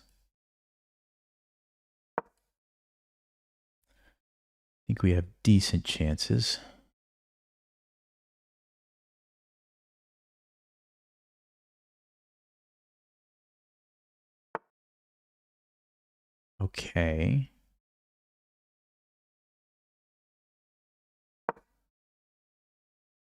Let's set a little trap. You never know when you can catch him in a trap.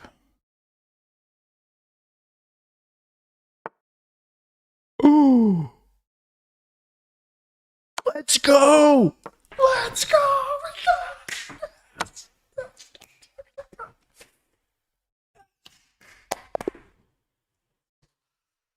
Okay. Anybody confused? It's a back rank mate trap. You could block, but I just take it because the rook was stopping this. I don't know how we did it, but we did it. Oh, man. Okay. 81. We got a brilliant move. Let's update that one. Woo! Just in the nick of time. If you can't beat him, sometimes you have to set a trap at the end. Ah. It's a sneaky trap because normally this is not going to work because the king would just escape. But in this case, the rook stops the king from escaping and the other rook is able to go here. This was a juicy move for them too. I knew they were thinking about it because this is basically going to be game over if I didn't have this, right? Because I'm not going to be able to stop these checkmate threats. So probably, I mean, maybe I could try, but it's, yeah.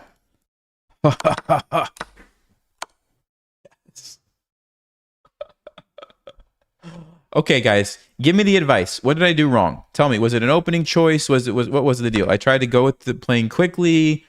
You know, my normal style. What's your opinion?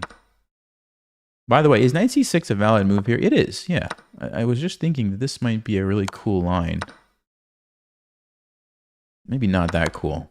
Maybe not that cool. Queen c7 looks better. Anyway.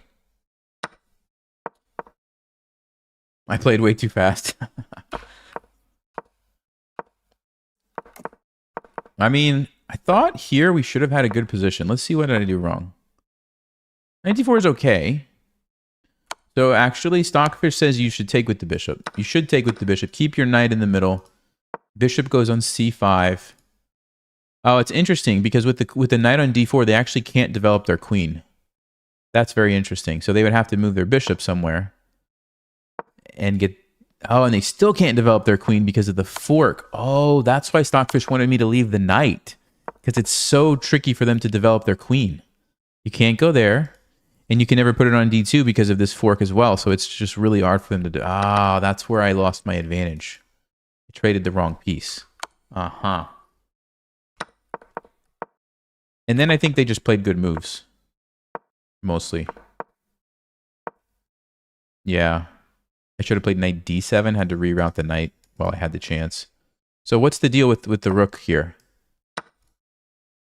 Oh, sneaky Stockfish. It wants me to trap it. Look at this, guys. Okay. All right. What's the advice for the next game? What did I do wrong? The opening wasn't good? So you don't like my elephant gambit? You guys know I have a really good win rate with that, right? G-sling next.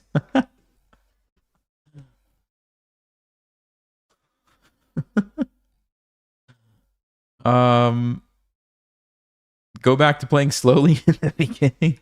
Okay. All right. Don't underthink it. Keep faster, saving the time. All right. I don't know, guys. I'm getting mixed signals. Is it faster or slower? What's the deal? Faster or slower? What's going on? Ace play 22. French defense. Hopefully they don't know the Alpin Gambit. Let's see. This one I know how to play quickly.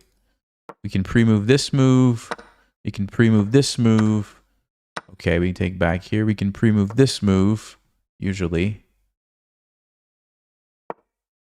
Bishop d7. Whoa. Bishop. Okay, that's interesting. You don't see that every day. You do not see that every day. I'm just going to go here and castle. All right, we're going to castle. We're going to line up on the F file. This is an opening we're very comfortable with. We're going to try to swing the queen over, as usual. Maybe even rook d1. I think this is just not a great setup for black. I don't know why they usually need the c-pawn to attack, and they've just blocked it. Kind of cramps their position a bunch. Okay, well, never mind. They decide to just give it up. All right, well, interesting decision. How do we take advantage of our lead in development? Is the move d5? So d5, you have to keep in mind, this pawn can't really move, I don't think. Which means this can move. We could do a crazy sacrifice. We could sacrifice the rook. No, it's too much. It's too much. Nelson, get those ideas out of your mind. Get them far, far away. All right, let's go queen h4.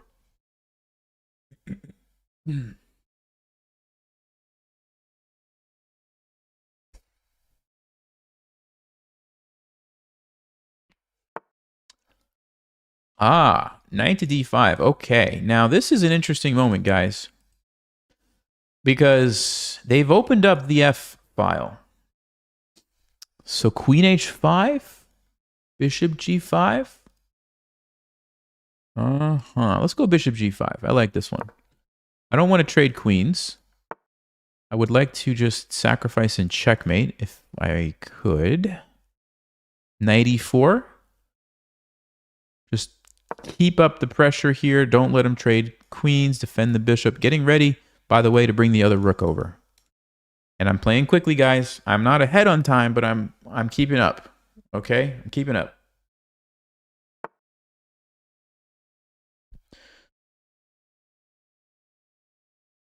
This and this are the things attacked. I'm not exactly sure what's going on. Okay, option number 1. We what's the option? Oh, sorry. I guess we could take. He wants to do check, I think, but I just move. I don't really see how that's such a big deal. I don't think that was a good move. Okay. Oh. Pause the video. What's the tactic? What is the tactic? Does anybody see it?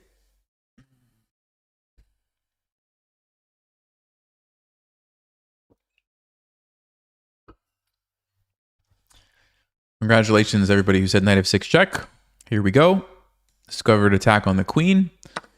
And this way, they can do this, but they have to give up their queen, obviously. So, now the game is not over. They did get a knight and a rook for the queen. So, we have to play on. But that was good for us. I'm going to swing over here. Stops them from castling because then I take their knight. And if they try to defend, they have to lose a pawn. And then once they lose that pawn, both of these are weak for the rest of the game. So it gives me a good chances to picking off some more pawns. So I think this is a solid move. I think this is a very solid move. 3, 4, 5, 3, 4, 5, 6, 7. Yeah, they actually do have 2 pawns. Can I go here?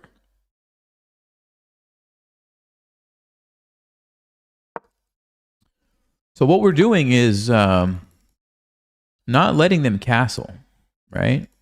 Sorry, not there. Here. We're not giving them a moment to breathe, okay?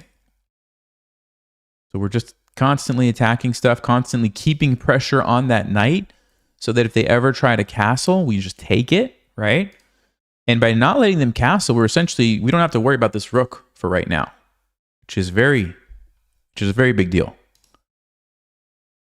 So this is our moment to get some pawns. Yeah, so they're going to have to give it up. So that's what they decided to do. Thank you very much. And it's going to cost them 2 pawns, actually. Now, they got the rook into the game. But now we have this guy ready to go. So I'm liking our chances. I think we just plant the queen somewhere solid. And we push. At least all the way to here. Defended by the bishop. Maybe even further. I don't know. So my plan is to go here and push this guy. I think that's a very solid plan. In fact, I could just push right away. Now I'll put the queen is, it's just like attacking a whole bunch of stuff here. I like it. And it's kind of shielded from attacks from the pieces. The rook can't attack me. The knights can't attack me because of the configuration. So I like this square.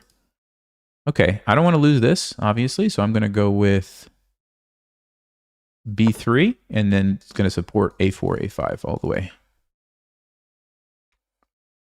If they try to get my bishop, I think we just move it somewhere. Maybe here. No, e5. Okay, I'm not sure what's going on with that, but I'm going to push. I'm not going to overthink. I'm going to keep the time. And there's a principle in endgames, right? Rooks should go behind passed pawns. Well, I already have a passed pawn. The rook is already behind it. So I don't even have to move the rook. I could just leave it there and push this guy all the way, which is exactly what I'm going to start doing. I'm just going to keep going. And it's cool that the bishop is helping support my queen, too. I don't have to worry about the queen getting attacked because the bishop is helping. Let's go. There we go. Now, black has to guard this. This is a serious threat, right? If you try to leave for too long, I'm just going to sneak by and get another queen. But I really like this setup. Whether or not I push it, it's already really dangerous. We could make it more dangerous, but it also might become more of a liability there. So I think I'm going to leave it here where it's got support from the bishop. I think that's a good spot. Okay, can we go here and win a pawn, another pawn?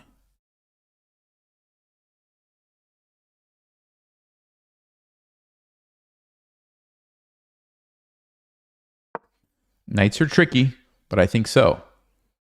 Also, this guy has to stay defending here, so black's kind of in trouble. You could save your knight, but then I take another pawn. So yeah, we're just picking off the pawns here one by one.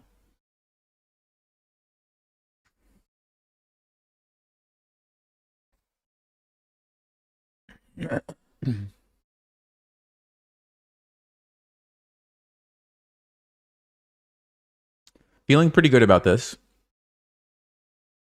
Feeling pretty good.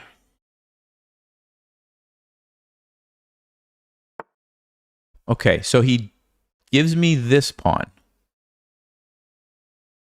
He defends those things, but he gives me this one. I am going to take it. And I don't really have to worry about tactics where I'm going to get in trouble. Because even if they go for some fork like this, my bishop's defended, right? That's the nice thing when everything is defended like this. Okay, rook there. Interesting move. That's defended. That's defended. Everything's defended. So we can't actually take anything just yet. If I go queen b7 and he plays rook here, my queen is actually trapped, isn't it? That's amazing. Okay, I don't think we want our queen to get trapped. So where do I move? Maybe here? Yeah, and I want to keep the pressure on the knight so that he can't take my pawn here because of the knight.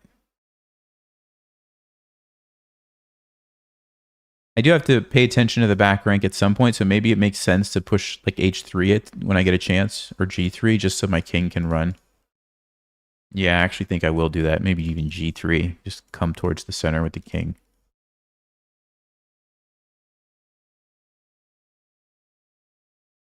And it looks like we are threatening something. Do you guys see what our threat is? Do you see the threat? Okay. I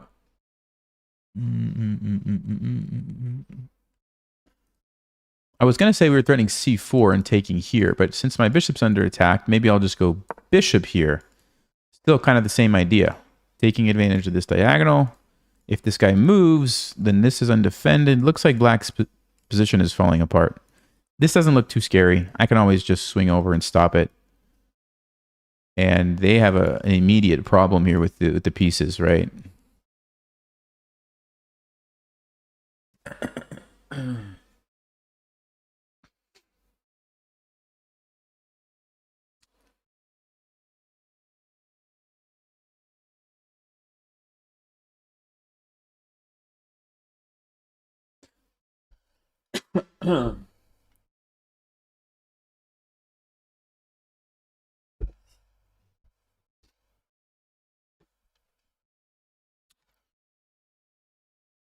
Let's see if they can figure out a way to save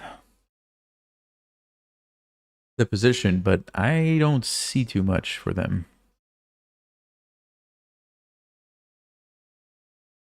Rook e5? Let's see. If I take... If they take with the rook, we take here. If they take with the knight, we can play c4 and pin. It's pinned, so we're going to win a piece that way. So that doesn't look like it works, so they try this move. The problem with that move is now I can go here. And we have a new threat, which is even more dangerous because you're not blockading it.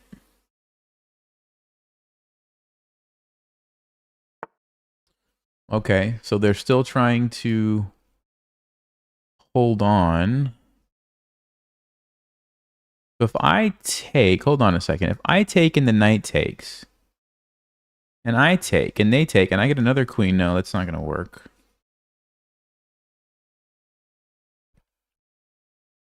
Oh, wait, takes, queen. Takes. I get back rank checkmated. Okay. Yeah, so it's probably time to bring the king here. And the reason I'm going to do this instead of push a pawn is because I might want to use my king to stop this pawn. Like, it's going to be nice to have that option, I think. So let's go king g1. All that to say, we're going king g1. So now there's no longer back rank mate, which means that tactic that I was just looking at, takes, queen, takes, should work. No, it's not. Oh, look at this guy. Sneaky. It's still a back rank mate. Oh, clever move. Okay. But maybe the simple thing is just rook e1. Just get rid of this annoying pawn. What do you guys think? Or king f1 and blockade it. Actually, king f1, you can't even push. I just take it. Yeah, maybe just king f1. Let's go king f1. If you push, I just take it. Now there's no checkmate because I can go here. And so I am threatening this beautiful tactic. We take, they take, we get a queen, they take, we take, they take, we take. Sorry, we take. And then it's a queen against a rook at that point. They can throw in a check. I just run here and I win. So this is the immediate threat. Takes in here. If they take with the rook, then I just take the knight. Check. We go here. Yeah, that's fine. This is just a big trade. Everything's good. I think we've got it. We've got plenty of time. We've got some extra time to calculate some final things here if we need to, but it's looking pretty good. But it's not a trivial win. Even though we won the queen earlier, the fact that they got some material, we have to be careful. Okay, yeah, no, this is probably just a sack and win. It's probably just an auto sack and win, right? Takes. Even just that trade is not awful because you get a queen. You get these for the queen. But then you're threatening this and they can't stop me, right? Knight c7, I get a queen. They take, I take. Yeah, it's a win. Let's just make sure there's no shenanigans with this. I don't have to take it. And if they tried to do anything weird, we get a queen. Wait a second.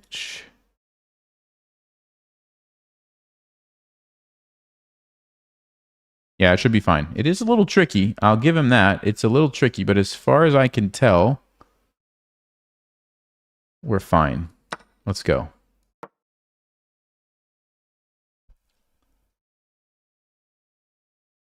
So we're simplifying to the end game. That's what we're doing. We're simplifying to the end game. Yeah, they're trying to be clever, but I'm not going to take it. I'm just going to go here. I did look at this.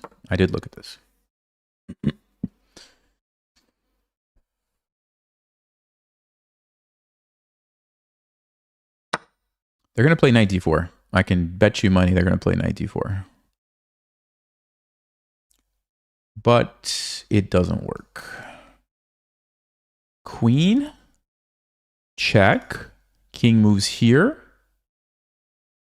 If they take me, I take with a check first, and then I have time to take the pawn. If they push first, I just take it.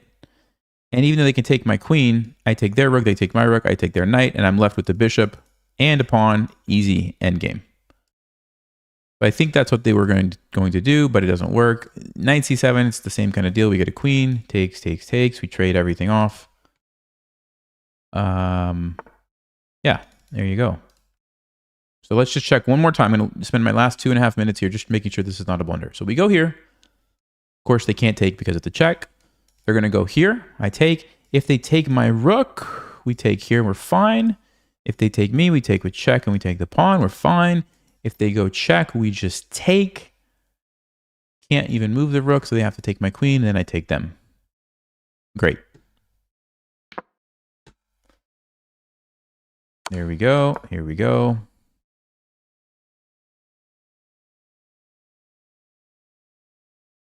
Little tricky, but we're good.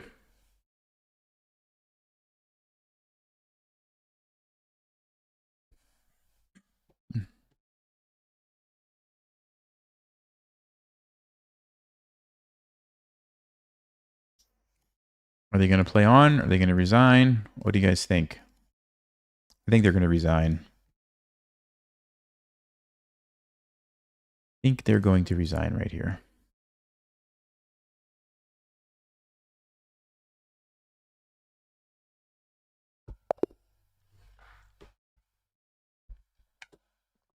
All right. We got the brilliant move. Let me update the counter. 133 for the... Okay, 92. Pretty good game. The brilliant move, I guess, probably came at the end. Yep, queen takes d5. So this is just, you know, if you see a way to take it to an endgame, it simplifies it. It removes any possibility that you get forked by a knight or something crazy. So just go ahead and sacrifice. And we were able to do that because this guy was pushed so far up the board, right? That's why you want the pawn to be a threat, because it opens up opportunities to do this. If my pawn was like way back here, I would never make the sacrifice, right? So it's because we had the follow up there that they couldn't stop. I mean, they could have played knight c7, but like I said, we have too many pieces. It just leads to a big trade. And the end game obviously is really easy for us. We take this, we push these, and we win. Cool. All right. If I'm black next game, what's the strategy, guys? Am I playing a certain opening? Am I moving quickly? Am I moving slowly? Am I playing defensive? Am I attacking? What is it? What's the deal?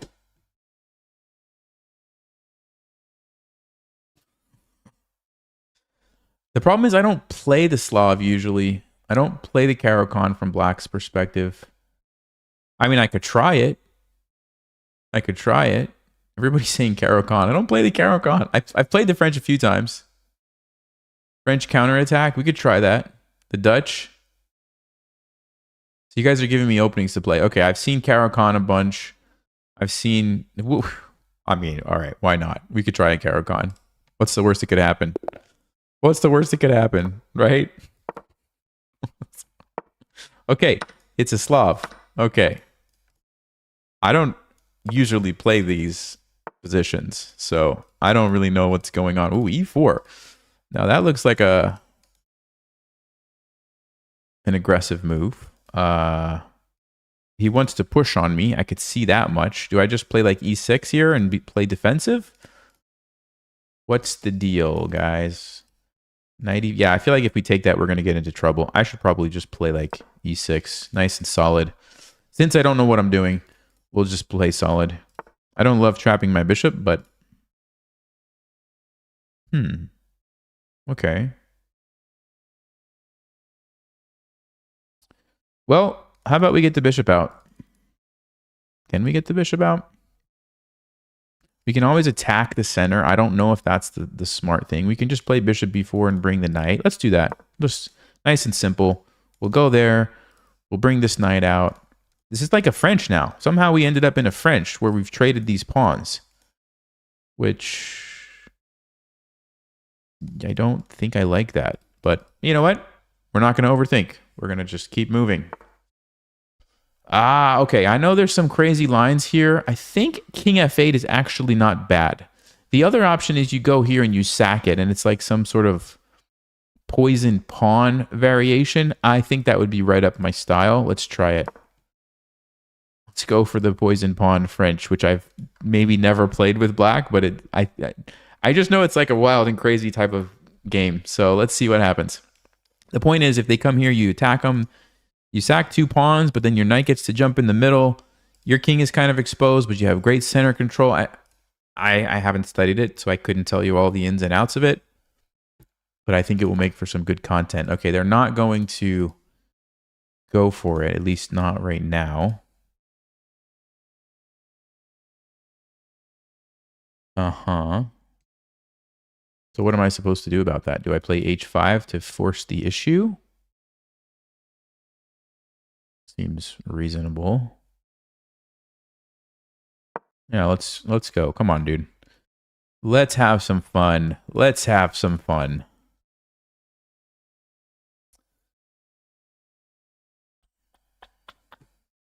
I mean, they don't have to take it. They could move, but if they move here, then this is undefended. If you try to defend that, you have to go like... Okay, they do take it. All right, so now we go here. Uh-huh. And now we take this, I think. And get ready for some fireworks, I guess. Bishop g5 might be a move. No, I just take it. Never mind. Just kidding. Just kidding. Bishop g5 is not a move. Good thing too, because that would be a really annoying move to have to deal with. Okay. Yeah, so how does this work? I think I maybe play bishop here, bring the queen in castle, but do I have time to do that? They're probably going to play something like h4 or knight h3 so that they can threaten this. I suppose we could always sack. We could always just sack if we needed to. Although queen h8 would be unpleasant. King f1. What a move. What a move is that? They wanted to get away from the pin?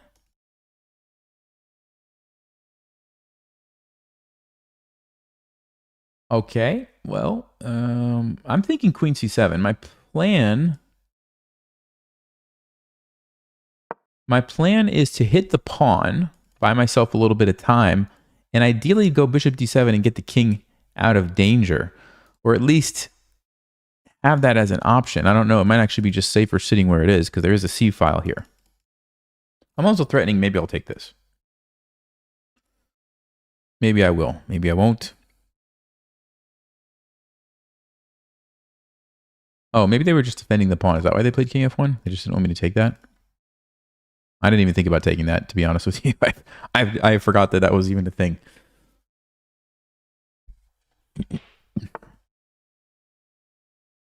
Bishop d2. Okay. So the bishop's probably not coming here, at least not right now. That's good, because we have it kind of tied up over here. Knight d5, though. That's a thing. That's a thing, isn't it? Mm-hmm. So the reason it's a thing is because the bishop's hanging. And if we take with the knight to defend the bishop, our rook is hanging. Oh, but wait. They didn't defend this pawn. Wait a second. Wait a second. They did not defend the pawn. So if we take the pawn and they do that, we just take, they take. I don't know what's going on.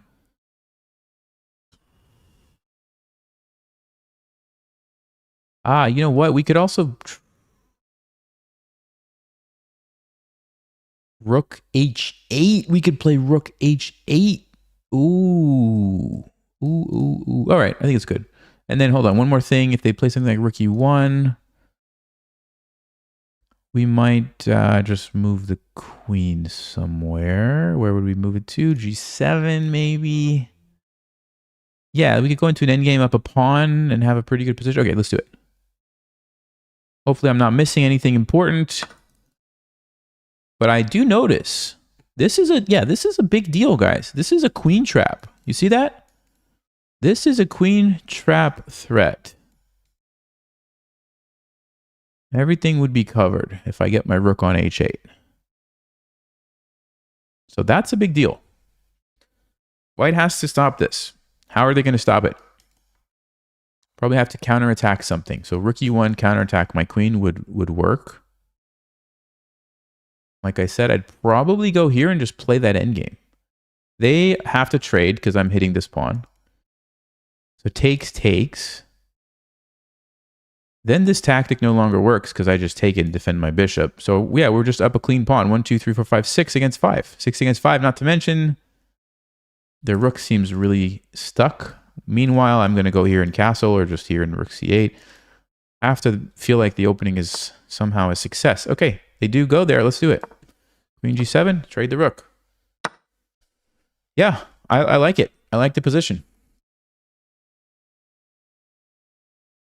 Opening somehow was a success. So everybody who said Caro Kann, way to go. You got me into a good opening or a good middle game.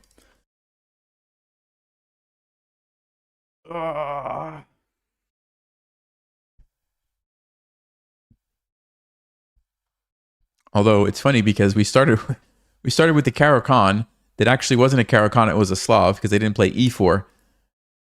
But then they played e4 later and we ended up in like a French type of advanced French variation. So kind of probably not what you guys expected when you said Caro Kann, but hey, I'll take it. Okay, knight h3, what's the deal? They want to go here or here? This one looks annoying. It's my pawn. Uh-huh. If I go here, they go there, we push the pawn, maybe. I feel like it's important to get this bishop out. I'd like to play e5, but the rook is coming down. We could go back. Yeah.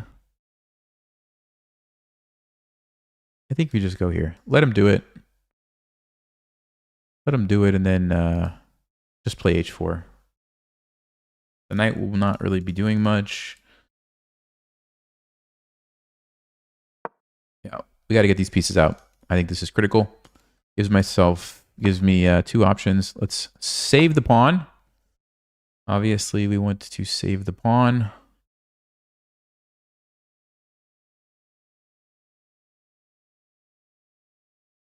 Wait, does this work now? Oh, did I get tricked? Hold on. Did I get tricked?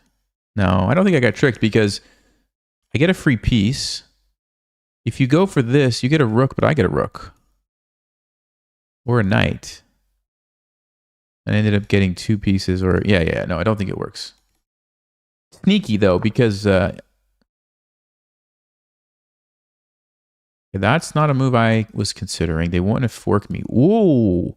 Whoa. Uh-oh. If my rook is trapped. Oh, no. No. We can't go anywhere.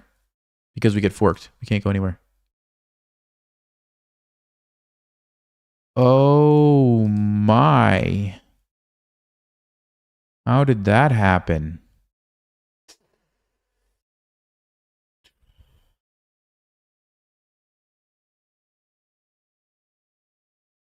That's bad. That was a very good move. I did not see that at all. That is very bad for us. Question now, if we go here, check here, bishop h6, check, we go up. Oh, then we lose this. Check, we have to go this way. They're going to take it. I have to retreat with my knight. Check, bishop e7. Okay, we still have a pawn for the rook, but all right, I got to move. I can't afford to lose too much time. We have to move. Unfortunately, it happens. We miss it. We're going to just have to deal with it. Game goes on. It's not over. It's not over by a long shot. But that was very clever. Because it looked like my rook had plenty of places to go, but they all got forked. Anywhere that I moved was going to get forked. Okay, we have to save the pawn. We can't afford to lose that right now, I don't think. Okay. So, knight and a pawn for a rook. If we don't lose this, it's okay. If we lose this guy, we're not doing well.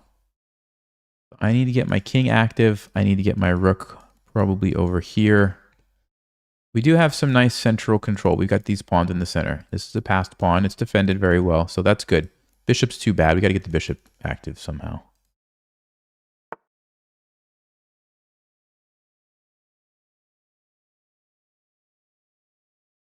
Okay, let's bring the king to here.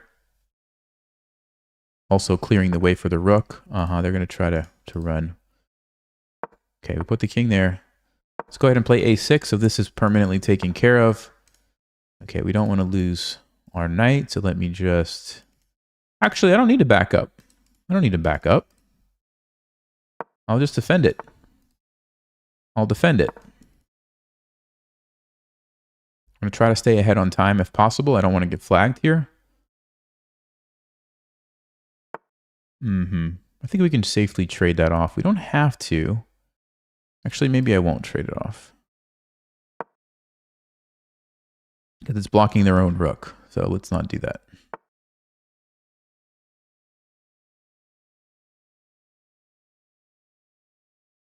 Let's go here. Yeah, that's fine.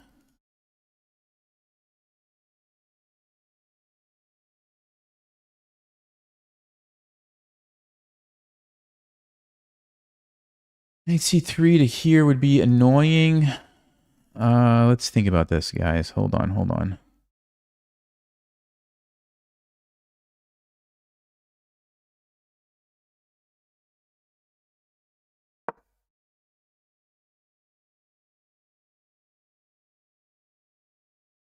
Okay.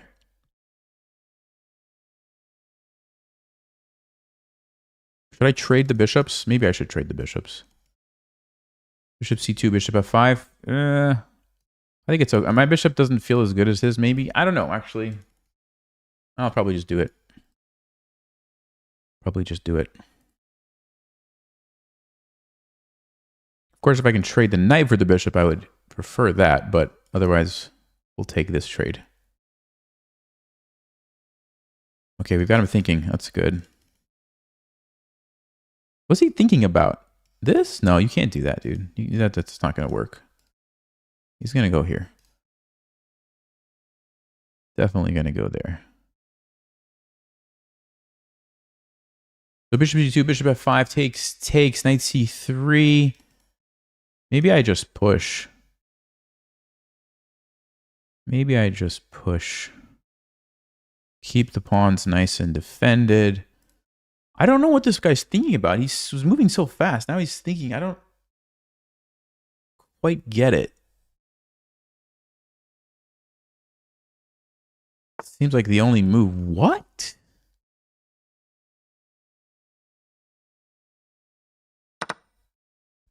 Okay. No, I don't want to draw. They offered me a draw. We're going to try to win this. These pawns look really good. We're going to try to win this.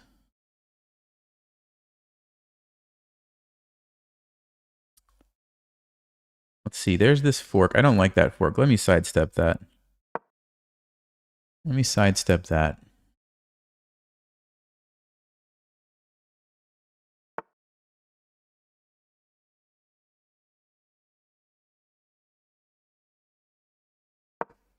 I don't want to trade the rooks.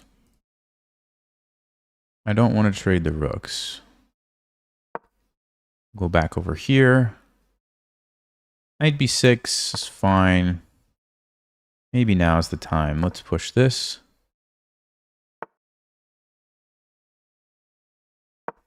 Let's pressure the weak spot. Let's bring in the backups. I want to make sure that they can't move their knight there before I jump my knight in. Knight here and here, guys. It's dangerous for this king. It's really dangerous for the king.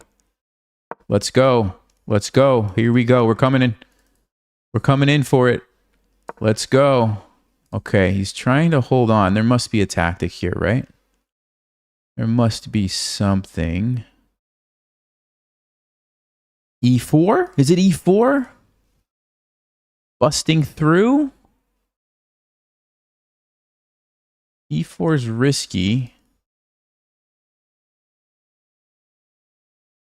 Also, bishop here, I like. That seems a little bit safer. Let's do that. We do have a fork here. You guys see that? We're setting up some sneaky moves.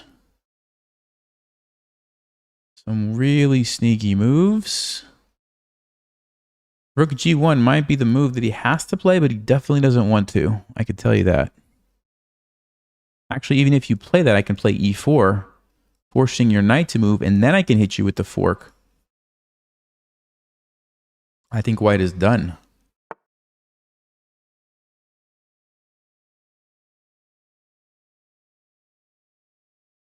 So do I go for that, or do I first chase the knight? Check, I move. No, then he would have time to deal with it. All right, let's do it. We're going to escort these pawns with the help of our king.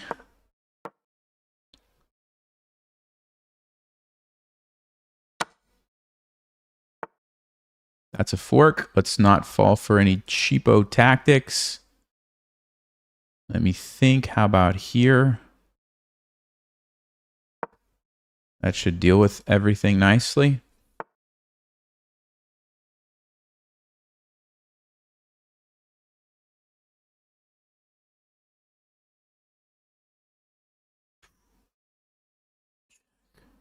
Stop offering me a draw. They keep offering me a draw. Dude, I don't want to draw. I'm going to win this game.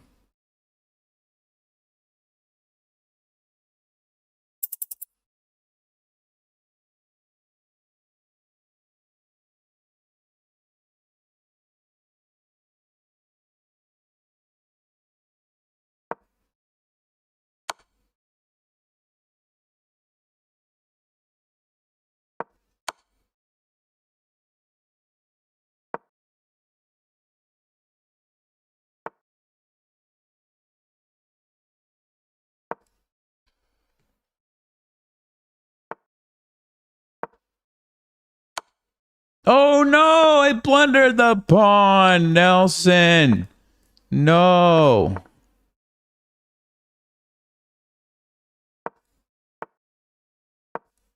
Can't believe I just did that, guys.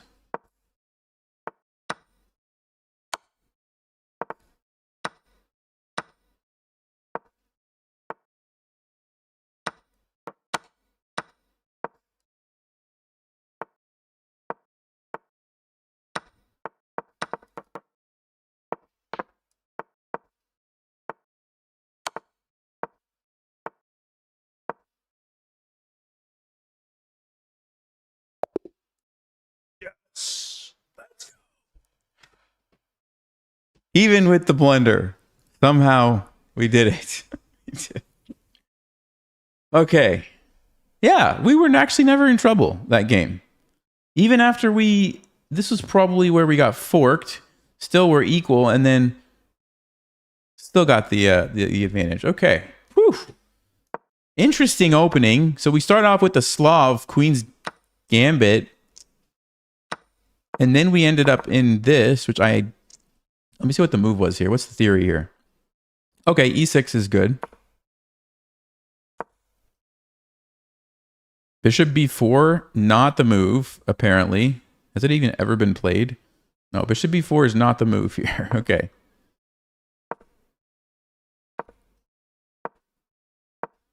This was okay, though. No, this was fine for me. So, yeah, this is like the poison pawn variation in the French defense, I think, is something like this. It's different, but the ideas are sort of similar. Okay. Queen takes e5. Queen g7. Oh, queen h8 is actually a better move. Are you serious? Because apparently it's better for my rook to be here.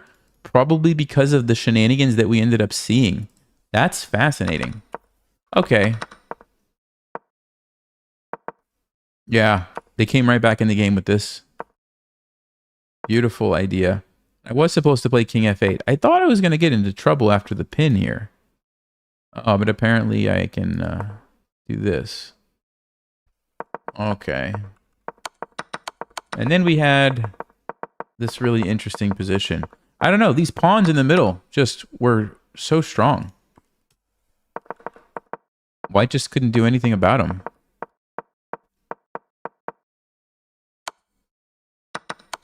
Yeah. All right.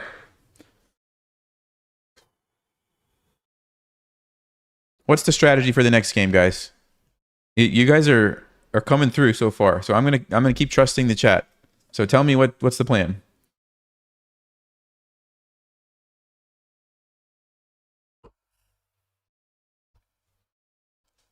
We might get white next game.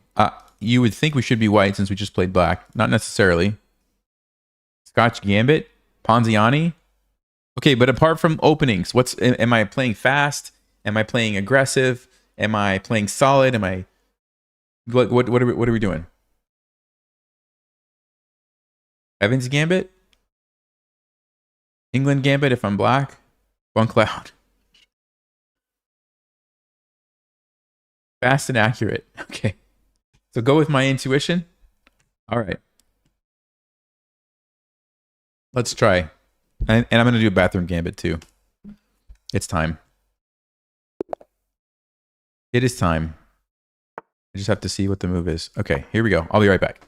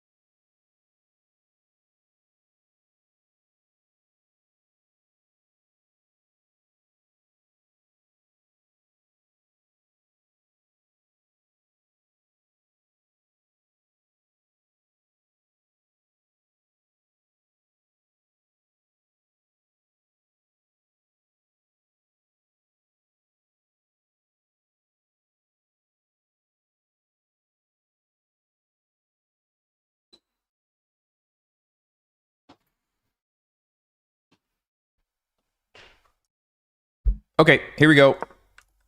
E4. Yes. Yes. Knight f6. Bishop e7 castles. This is how you have to play this. We're going to castle. That's a pre-move because they're always going to take it. Yep. Okay.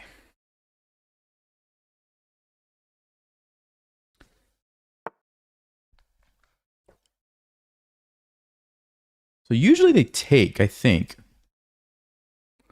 Maybe not. Maybe not. Maybe this is fine. I don't think the move is rook e8. Even though it looks like it, I don't think that's the move. I think you just take this pawn. I'm pretty sure we take the pawn. Because the rook doesn't really need to go on e8 if they're going to be blocking with the bishop on e3. You can't really do anything. It's kind of a wasted move in a sense. Like you have more valuable things to do if they're going to be going there, which almost everybody does. e4. Okay. So if I go check now, bishop d2 is obviously the problem. Let me think about this, guys. So queen back would threaten rook e8, but again, I just said there's no real point. So that doesn't make sense. I think we go here. Because this actually can be a legitimate threat. And then once we get the knight and the bishop, then this now makes more sense because we have all the pieces ready to go. We can follow it up with some sort of cool sacrifice. So I think this is where the queen should be. Yes, yes. And in fact, we could maybe even start with knight c6 with the idea of potentially also just putting the bishop on f5 and hitting these weak squares with the knight on b4. So there's some interesting ways to do this. Some real interesting ways to do this. I mean, this is nice because you get the immediate threat on... Okay, so they go queen c2. Well, now I'm definitely thinking knight c6 because I want to have the option to hit him with knight b4. So definitely that's what we're going to do. And so, for example, now we could play bishop f5, and you can't go bishop d3 to block because, boom, knight b4 with a fork, and they're in trouble. So this is a big deal. And, of course, a3, do you really have time to play a3 in this position? Probably not. Probably not. You got to be worrying about stuff like this now. You know what? I'm going to be completely honest with you. I have strongly considered just sacrificing my queen if I see the move a3. Queen takes, pawn takes, knight takes d4. Obviously, they have to move their queen. Is it so crazy to do that? Is it really so crazy? I'm telling you guys, if they play the move a3,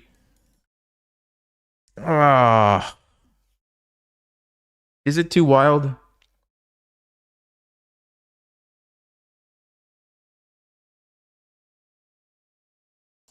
Is it too wild? What I'm basically thinking is, if my bishop is here, my knight is here, and I have two rooks lined up, I'm pretty sure we can checkmate the king, even if we're down a queen. The only concern that I have is it's going to take me some moves to do that. Can they somehow get away in the meantime?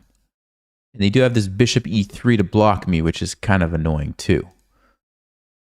a3 takes. The queen has to move somewhere, first of all. Let's just say... See, I don't even know. Where's the queen going to move? Maybe to the center? Bishop f5, though? I mean, I'm all over them.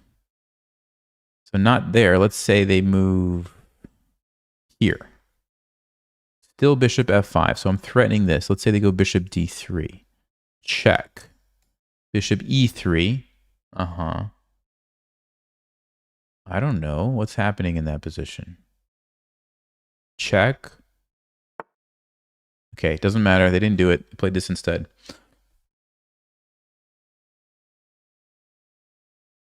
So bishop f5. Queen is going to move here or here.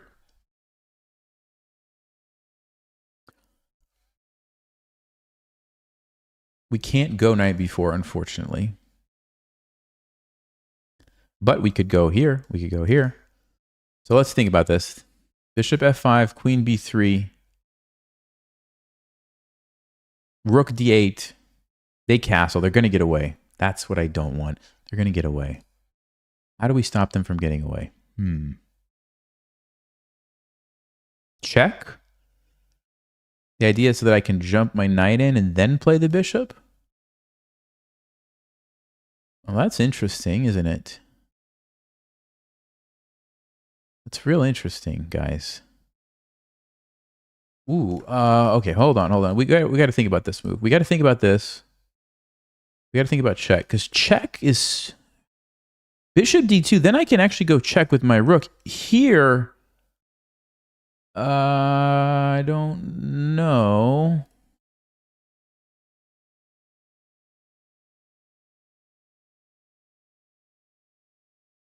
Rook here, they're gonna castle and get away, right? That's the thing. That is the thing. Bishop f5. We could play a5. Okay, I'm overthinking again. I'm overthinking. I know I am. I'm sorry, guys. I'm sorry. It's just there's so many possibilities here. Okay. Okay.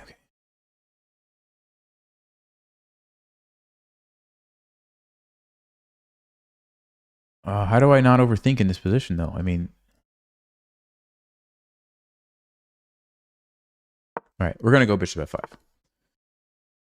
They moved there. a5, bishop e7. Bishop e7 is threatening this, so they're going to castle, which we know they're going to castle anyway. But then we go there. This. Rook here, they castle. I don't have a follow-up. Rook d8, I don't have a follow-up. I really feel like I should play the move a5 and then jump in with my knight. But what's going to happen?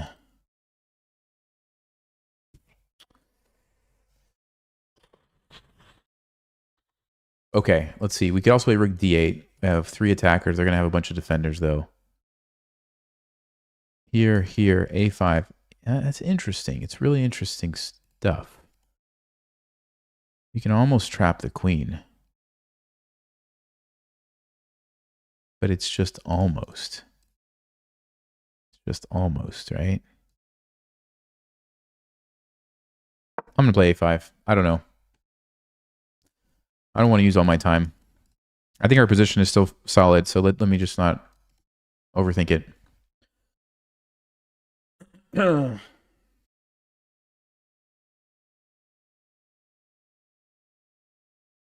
You don't remember chat suggesting a queen sack before the game? No? Nobody said that? Are you sure? I think I would have done it. We'll have to check with Stockfish. I'm going to bet that there is a lot of compensation for that queen sacrifice. Now, maybe not enough to justify it, but we definitely have to look at that. If they would have played a3 instead, I think we definitely have to consider.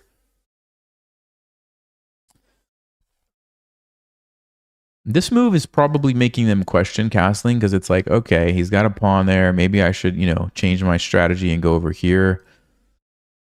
But let's see what they decide to do.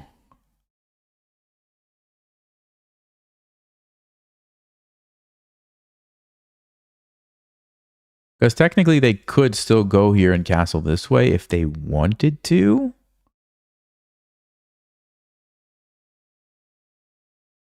I'm probably going to play rook e8 now. I just feel like the rook finally should probably go there. I don't know. I think white's doing an okay job of defending, though.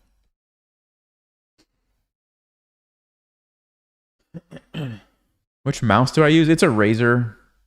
What's the... Yeah, Basilisk V3. I like it. I like it a lot. Okay. Bishop D3. Interesting.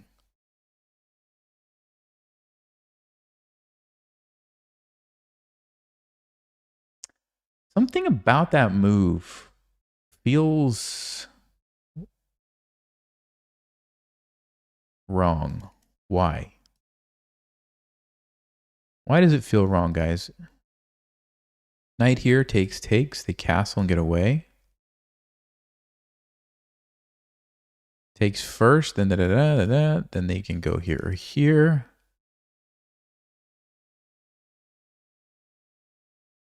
If I sack this, they take me. I go here. They take me. I take their queen. So they're pinned if they try to castle. Castle. I mean, something just feels strange. I don't know what it is. Maybe we just start with this. Maybe we just start with this. We got to get the rooks into the game, I think. Interesting thing is happening in this game. We're only on move 13, and we are both getting lower on time, well below the halfway mark, which tells me we're both trying to be really careful, but also that we're going to have some time scrambles stuff happening later. So I need to pick up the pace, I think, because that minute, the minute that I'm behind is going to hurt. So let's try to go a little quicker here.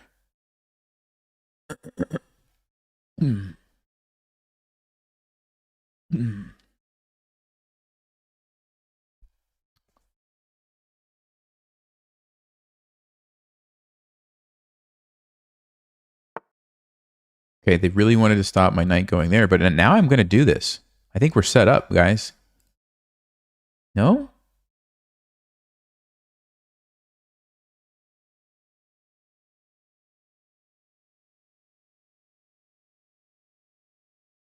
If they take with the bishop first, though, what happens? Then we get to go check. Let's go. Let's go. It's now or never. It's now or never. I'm going to go here. Bishop takes, we're going rook e8. Knight takes, we're going c5. We're taking advantage of the pin. Okay, if they take with the knight, we're taking advantage of the pin. If they take with the bishop, we're taking advantage of the fact that now I can check you. Okay, so c5.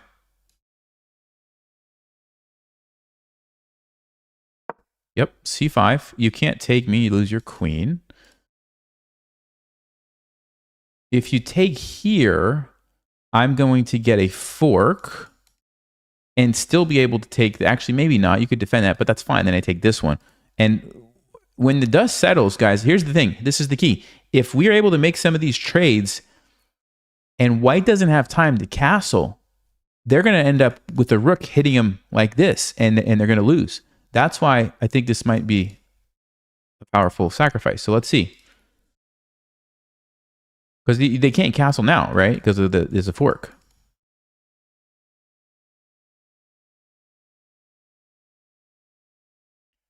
So they have to, what can they do? I mean, here. Well, yeah, what can they do? I don't even know. This is a big deal. Because I'm going to get my piece back, and I'm going to fork these. And the other thing is, if you move your queen so it's not a fork, yeah, well, now it's still going to be hitting your bishop, and guess what? It's still this. So it's still bad news.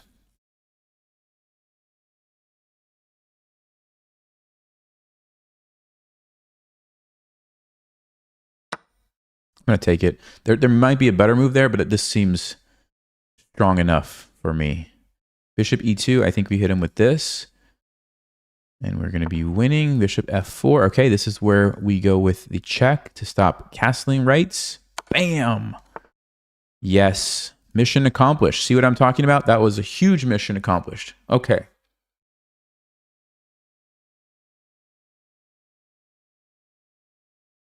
Game's not over, but definitely a step in the right direction.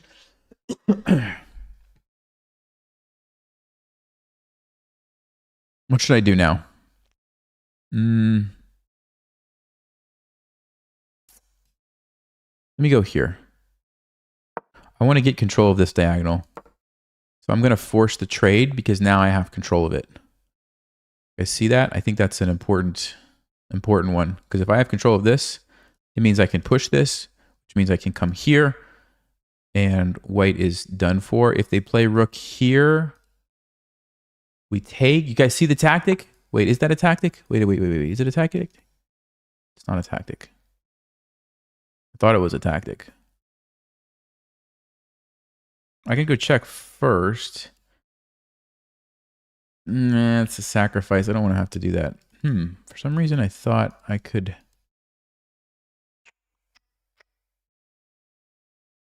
Okay, we can't lose on time. Man.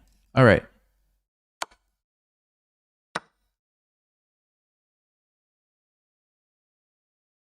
I'm going to go here and double up. I'm going to go here and double up.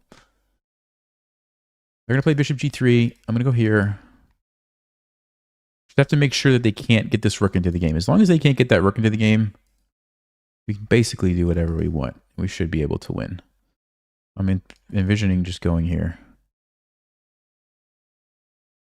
Yeah, then we have a threat of check. Then the tactic does work. Because I wanted to go here. If the rook takes, I take the queen. The problem is the king would just take, right? And keep the queen defended. But if I have another rook there, the king can't take. You have to go there and I win. So this is a big deal. That's why they're trying to find a move, but they have to save their bishop. So they're going to have to do this. Or not.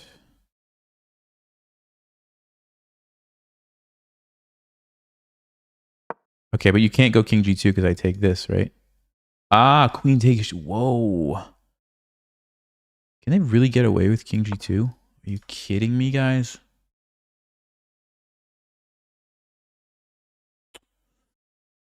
Ah, this is what I wanted to avoid. Okay, okay. Think. Takes, check. I don't think that's enough pawns. Maybe I just go for the simple queen trade, unfortunately. Man, it really feels like this is getting away from me. Like I had a bigger advantage, but I don't want to lose on time, so I have to move. I just have to move. We're okay. We're okay. Still easier to play for me, I think, because of the passed pawn.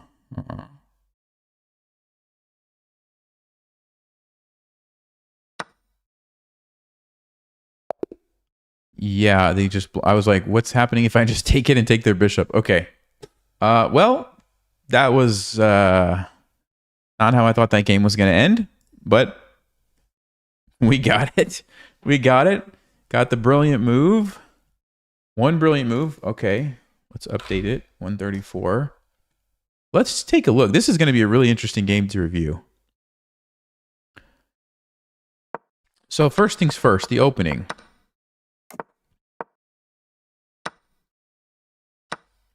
Stockfish actually likes taking with the knight better. And let's say they go here. Then you bring your rook. And you just do like this. Interesting. Okay. I took with the queen. That's not a great move. Queen h5 is pretty good. Knight c6 is good. Okay. If they played a3. Was this the moment? Yeah, this was the moment, right? Okay, it's a bad move. The best move for me is bishop f5, but let's just take a look. You guys ready? Okay. So it's not great, but it's only 2.8 advantage for white. Normally, if you sack your queen, it's going to say like +6 because queen's 9 points. If you take 3, it's like losing 6 points, right? So the fact that it only says 2.8 tells me I do have a lot of compensation. And there's actually only one move for white here. Wow, only one move to keep the advantage. What's the move for white, guys? If you're playing this position for white, what do you play? What would you play here? Let's see how many of the chat. Don't look at the engine. Don't look at the engine. How many of you would find the correct move here to save yourself?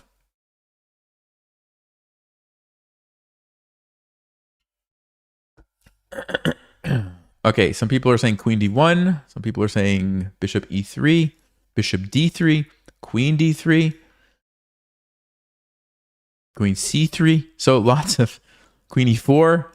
Okay, lots of suggestions. The only one that keeps the big advantage for white is queen d1. That's the only one. Let's see why. Let's say you tried queen d3, because this one looks pretty reasonable to me. Look at that. Losing. It's a losing move. Because bishop f5. And if you try to save your queen, boom. And if you go here, you lose your queen that way. Oh, you can't go to c3. Okay, so where do you go? Here you get forked. So you can't save your queen. Wow. So that's why queen d3 doesn't work. What about queen c3? Same thing, bishop f5, and you're about to lose your queen again. So you have to play king d1. But then the rook comes over. Now you're about to get checkmated. You have to play bishop d2.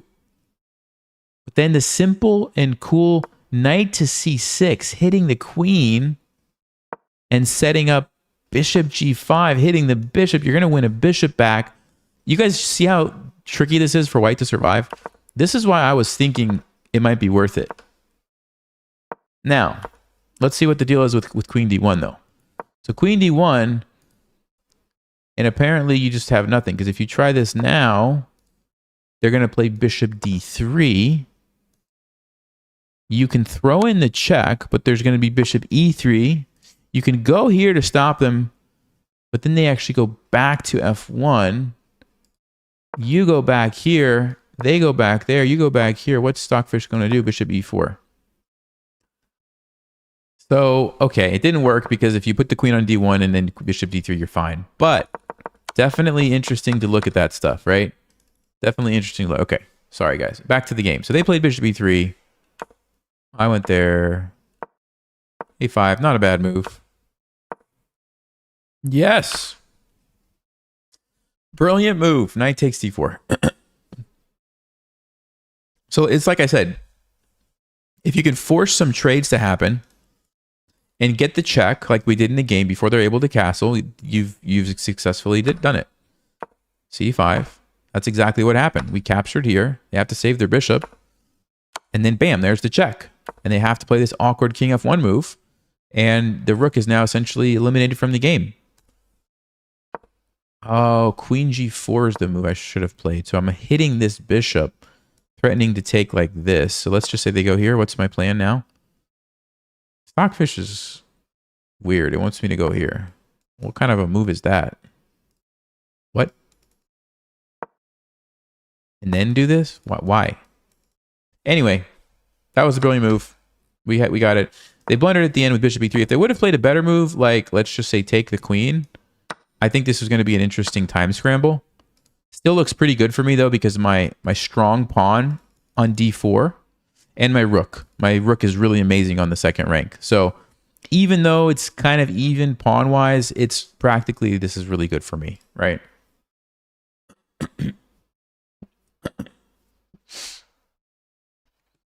All right.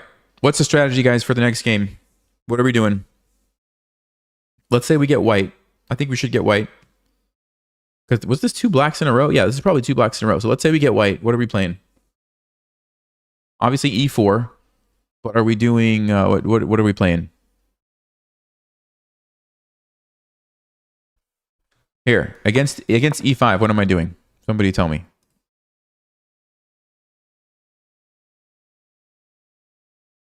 Scotch Gambit? Vienna?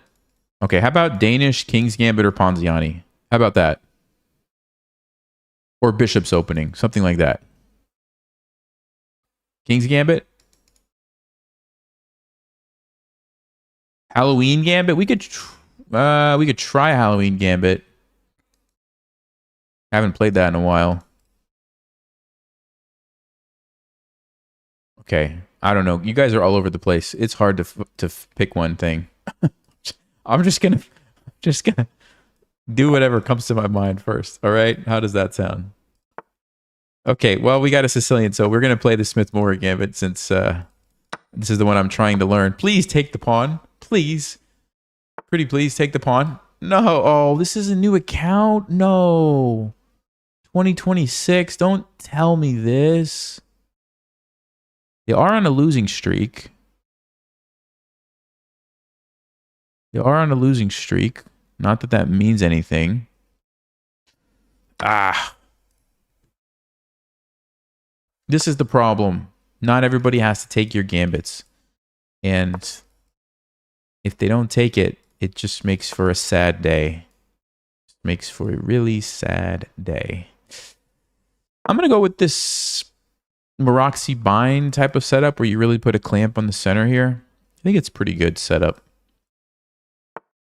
We'll bring out our knight. I think we could just bring out our bishop here. Get the bishop controlling the center there. I'm not worried about this move. I'll just drop my bishop back if they go there. So I do think I want to make... Actually, do I care about that? No, I don't care. I'm going to just play queen. If they want to mess up my pawns here, that's fine. They can do that. I'm more interested in castling this way anyway, so I am totally fine with this. Okay, yeah, I think I'm going to castle here just to keep it interesting. I'm going to keep it real interesting by doing this. And I'm going to get my king away from there right away. I don't like being in line with a rook. Okay. I think I'm going to do it. I know it's scary with the bishop there, but... Oh, I also noticed the pawn here. Oops. Oops, oops, oops. Okay, I guess we had to play queen e2. I didn't see that. All right, let's go queen e2. So we're defending both of our pawns. I'm not worried about losing this bishop. In fact, I would be happy if they take my bishop. So f4, chase the knight. Yep. Take my bishop, please. That would make me very happy. We take back. Okay, great. It wasn't a great bishop, right? It was stuck. It was, you know, couldn't do much. So I think now we're in business. We'll probably push Harry up the board here, trade it off, and attack this way. Okay, what's the threat? No threats. F3 I like because it supports these squares. I also like H4. Just getting ready. Yeah, let's play F3. Let's just keep it nice and solid. We don't have to rush the attack here. We're doing great.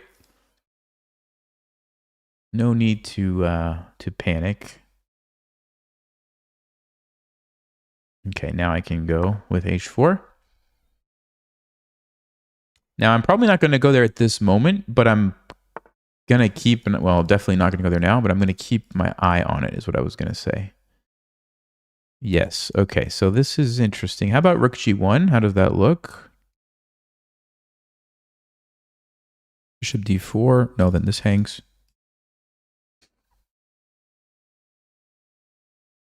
How about f5, actually? Wait a second. Yeah, we're going to go f5, guys.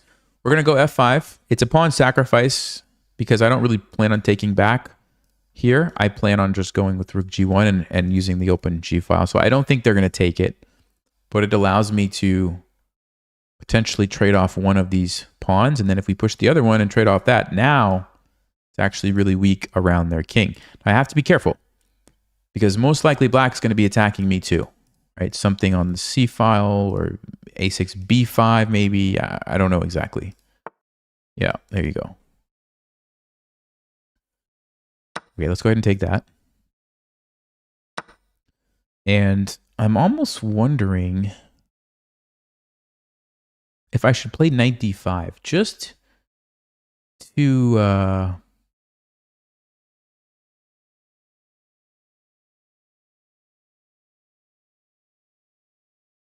I think I should play knight d5. I don't know why. I just feel like my knight needs to be in the center of the board here.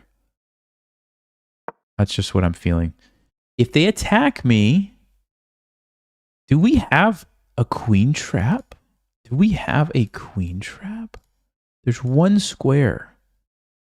There is one square. Oh, wait a second. So if I go here and they go here, what is the deal? B3, they go here. They're threatening checkmate. Ah, that's too bad.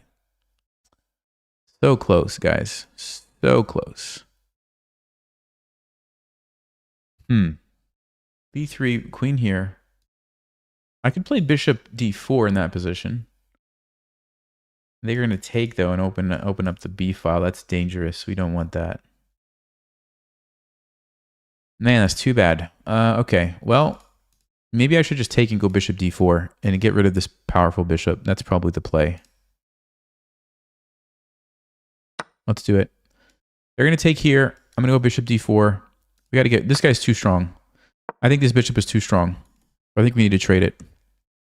If they don't trade it and go e5, well, then we've shut it down because then it's blocked. So I'm happy with that. Their knight's kind of awkward here. So that's good. My knight's much better than that knight. So yeah, trading these is a good improvement, I think. Okay, there's check... Well, not checkmate, but almost. So we definitely should stop that somehow. Probably with a3. Sorry. Now let's go a3, b4. We just take it with a knight, no problems. So this is good. We're trading these guys. We've stopped the threat. I like it.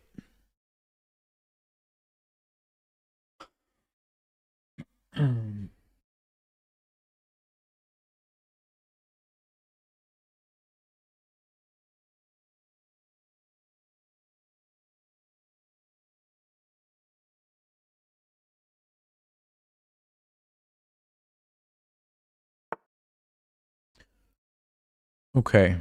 What's the threat? If I just move, let's just say here.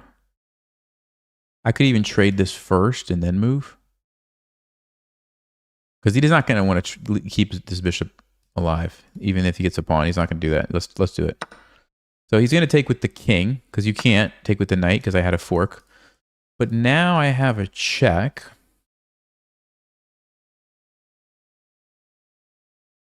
Also a check here. Oh, you know what? Don't generally like to trade into endgames, but this one, takes, we would have a double attack. 1, 2, 3, 4, 5. 1, 2, 3, 4, 5. Yeah, we'd win a pawn.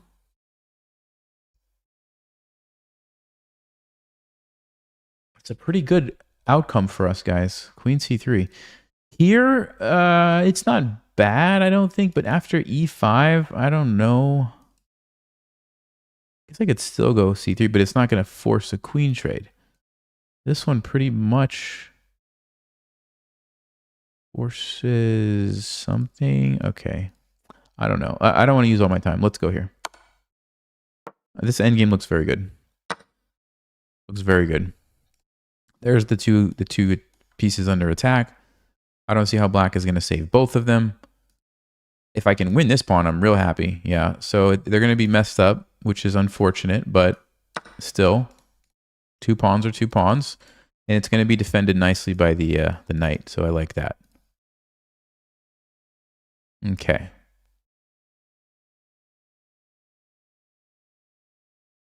Here and here, just swing over and hit it again, I guess makes sense. That's a weak pawn, so may as well. If we can get him tied up defending it, I'm pretty happy. Let's bring the rook over. Whoa.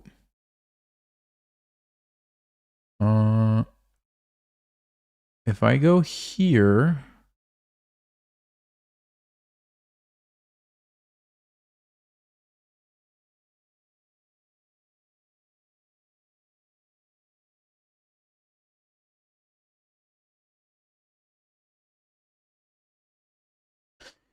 Rook a6, right?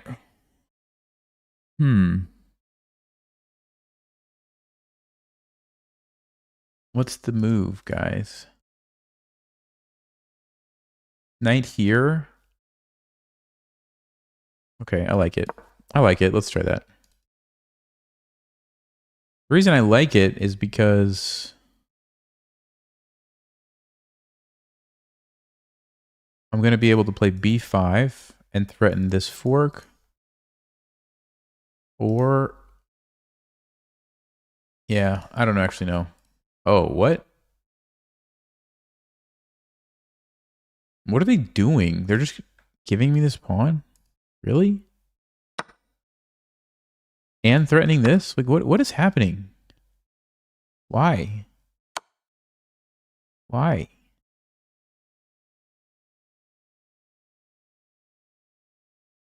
Why are they giving me all their pawns? I don't understand. Because they think they're going to come in here? Is that what's going on? Okay. Temporarily defend. Attack the pawn. I'm trying to keep up the pace here. They could do some shenanigans, but I'm just going to run with my king. Don't think it's a big deal. Okay, they go back. So we have this idea.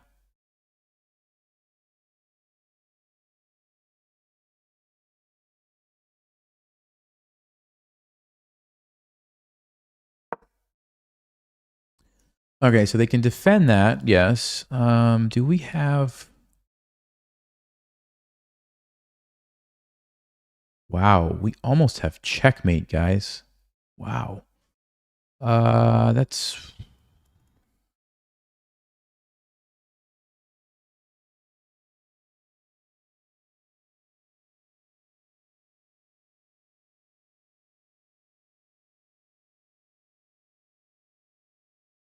Wow, there's... That is insane what I'm looking at here. Oh, can I do this? Can I do this one? Check. They go here. Ah, it doesn't work, does it? Man, what is going on? Okay, I need to play a move. I really thought we almost had a mate there. That's wild. That is really crazy. Okay. Let's see. I gotta move. I gotta move. I gotta move. What am I gonna do? I don't want to get too low on time. I can go check, but does that really help me?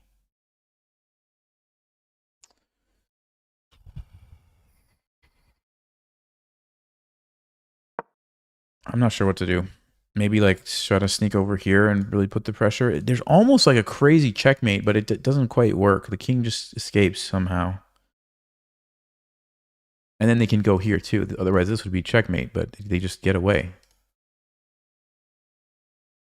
I needed my knight to teleport here somehow. Okay.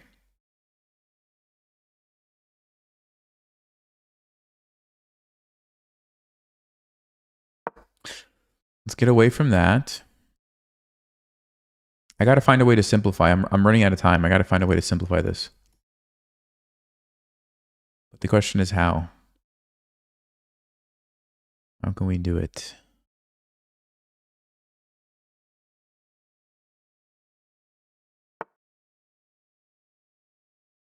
Before check, I can run up. It's a little scary. I don't like it. Here. Okay, let's try this. You can defend, but that's pretty passive for the rook. That's what they're going to go with. Okay, well now I feel better about doing this.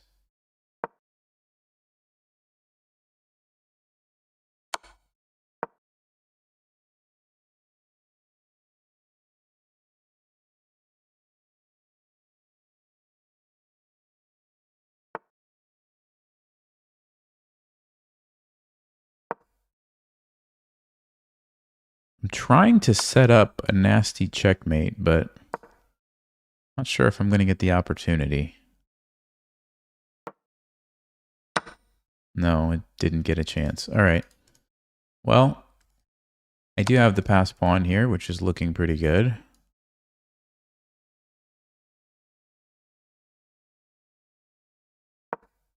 Okay, I'm going to try to push this. I gotta go fast.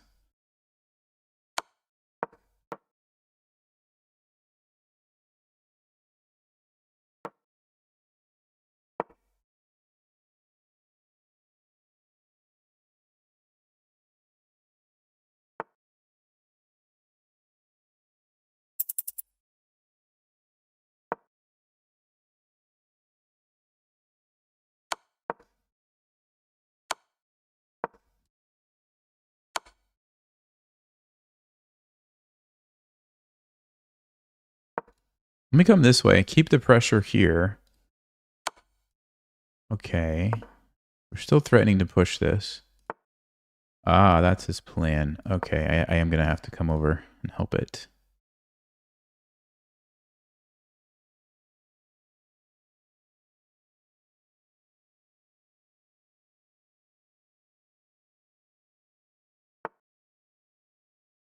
Uh-oh. Don't like that one.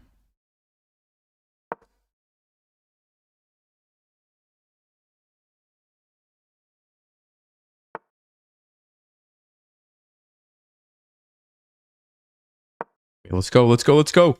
Come on, Nelson. 35 seconds. You got to go. You got to go here. Let's go. Let's go.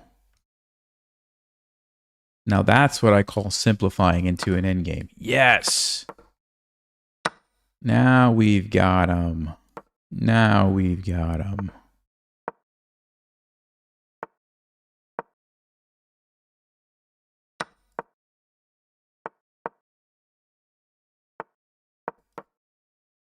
Get the queen. And all we have to do is stop the pawn. Easiest thing is put the queen in front of it, and there's no way they can make your queen move. You can just bring your king over and win.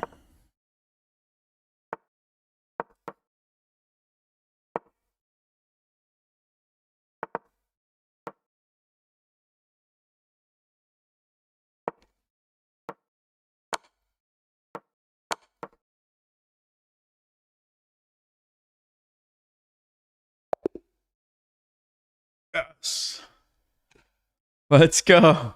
Let's go. I thought we had a brilliant move at the end. No? No brilliant move at the end. Okay. Let's see if it was even a good move. Let's see if it was even a good move. I'm thinking about...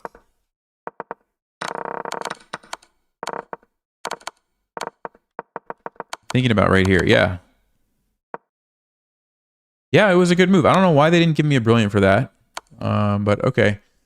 The point is if we take here and this trade happens, we essentially trade a rook for a pawn, right? Boom, boom, boom, boom. Trade a rook for a pawn. But now we're set up to do this, and we're trading a rook for a pawn again, and we have a winning endgame. So it just made it easy. I can now pre-move, and I don't have to worry. So those are the things you want to look for. Apparently, I could have also gone here to cut off the rook, and there's no good checks from the knight to stop me, so that would have been just as good. But this is what I happen to see. Good game. All right, guys. 2450. What's the strategy for the next game? I assume we're going to be black. What's the plan? Keep coaching me. It's working. It's working. What's our record this stream? Did I have one loss? Yeah, I had one loss to this 2600, and we were actually winning and had a draw, and then we won 6 in a row.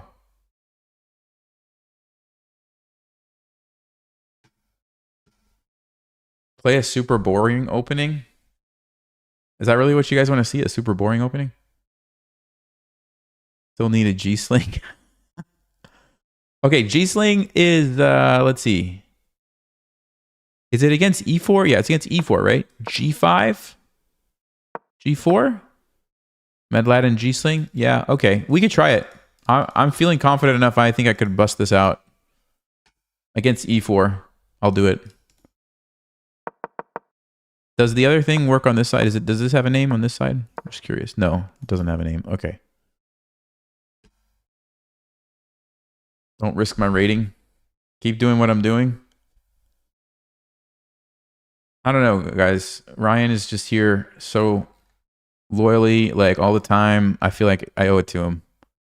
I feel like I owe it to him. One game. What's the worst that could happen? Moment of truth. Moment of truth. I'm going to do it if he plays E4. Ryan? This one might be... Oh, this one's for you, buddy. Here we go. Okay. G5, G4. Medladen, G-sling. Now, I don't know a lot about this opening, but I know a couple of things. It's not necessarily great, but it has an idea. We do stop them from putting their knight here. And if they take it, they are in line with our bishop. So there's that.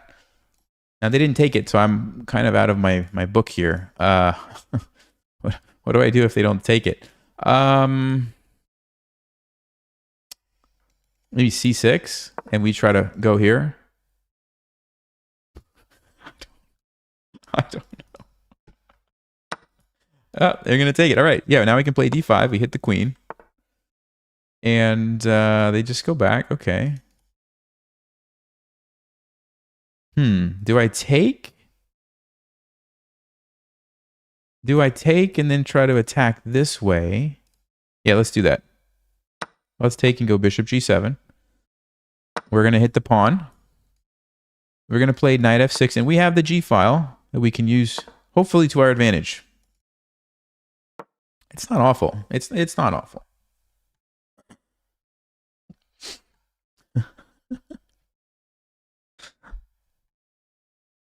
We're playing against pineapple. I've never played against the pineapple in chess. I mean, I just want to develop. The strategy is the same. I just want to develop quickly. Let's go rook here first, actually, because now if you try to develop your bishop, I'm snapping this guy off here. So now I can go bishop f5, and I don't have to worry about this unless they're willing to give me this pawn. Which, okay, maybe they would be willing to. I don't know. Queen b6 also makes sense because the bishop's out. Now we can target that. But I think we want this guy here first. Then we can think about the queen. Maybe get the knight here first as well. Okay, they go queen to d3. Interesting decision. So yeah, I mean, I guess I'm just wondering. Sorry. Ah, they want to take my pawn. Oh, okay, hold on. So if I play queen a5 and they take me, I have to go back, and then we go there, and then they go there. Dun, dun, dun, dun. Yeah, it's kind of risky, isn't it? Giving that pawn up.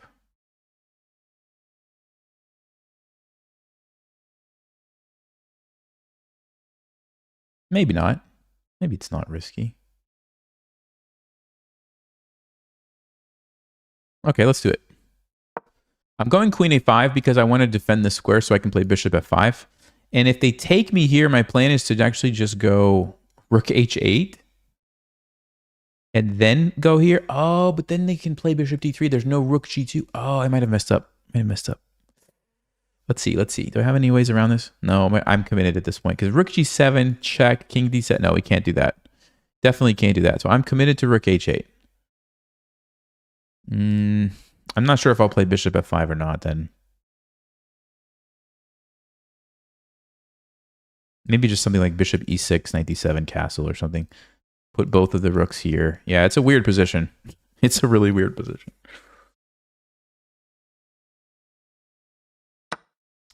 Yeah, okay. Unfortunately, they're going for it. All right. And they go back there, though. No, now they can't play bishop d3. So now I will go here. Now I absolutely will. Okay. I don't mind this. Let's bring the knight out, first of all. Okay, hold on. Actually, there's queen b6, too.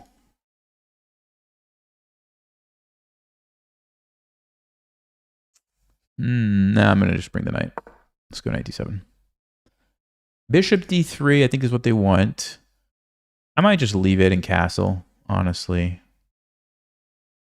And then we're ready. Yeah, we're ready now to attack. Let's do that. We're in position to start putting the pressure on. We're only down 2 pawns, which is not a big deal, in my opinion.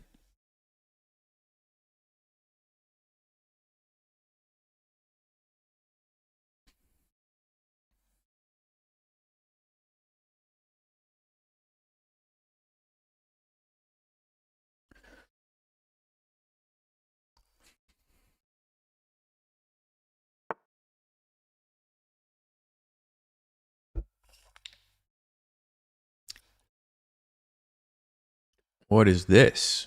b4? Well, we have to keep our bishop defended, so I guess I have to go here. I don't know if they're planning to play c4, but no, that seems like you can't do that. I don't know if I agree with that, because now you've just basically... I thought they were going to try to castle this way at some point. Now, I don't think they are. But you're not going to castle this way, right? So where are they going to castle? I don't know. I guess they're not going to castle anywhere. Now c4 might be an actual threat. So I think now we do have to trade this or move the bishops somewhere.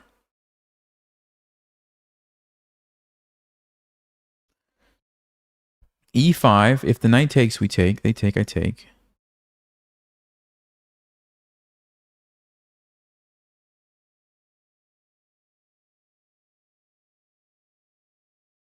e5. Okay, so we take, we play e5.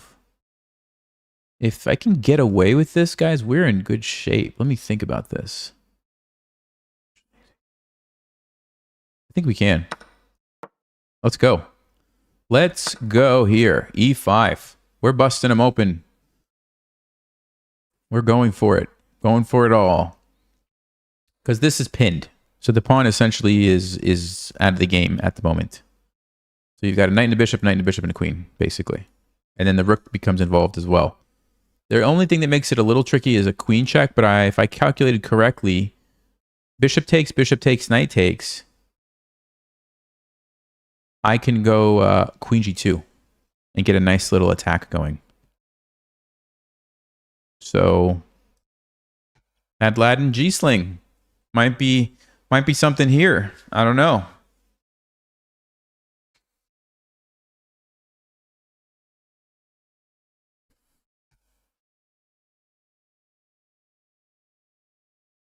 And of course, if they try to go back, we have a fork. So they have to probably have to go forward with this line.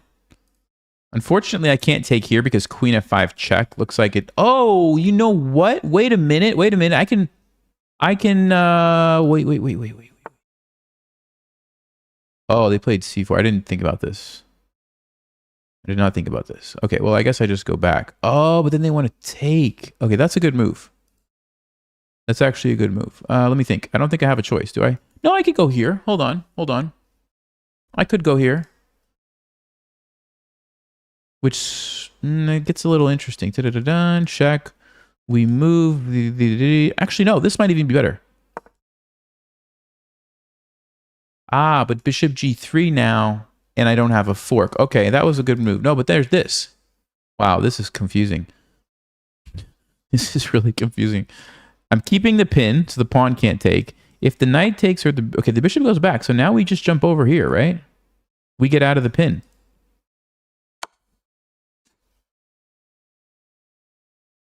Oh, Mad Aladdin G-Sling is too strong. It's too strong. Yes, Ryan is onto something here.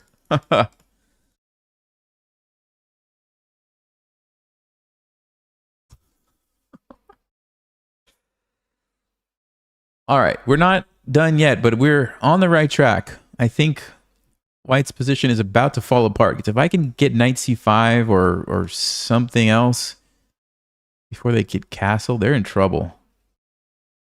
They might just be in trouble. I mean, even if they play queen d2 and we want to just trade and take the pawn, yep, 3, 4, 5, we're already even material. So that's a valid option. Now, what I'm thinking instead actually is just taking this guy.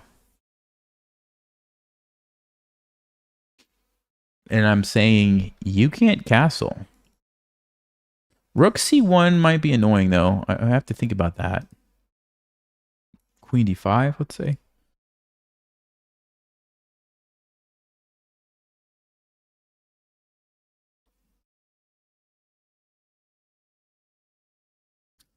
Yeah, I mean, I guess either way I'm winning back my pawn. It's just a question of would I rather have this position or this position. So rook c1, we go here.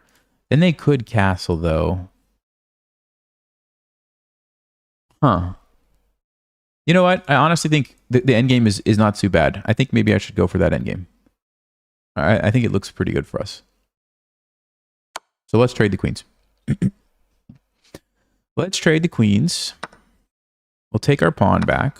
So here we have 5 against 5, right? But this looks like a pretty weak pawn. This square is also weak. We could jump in with our knight. We have this to hit the rook right away.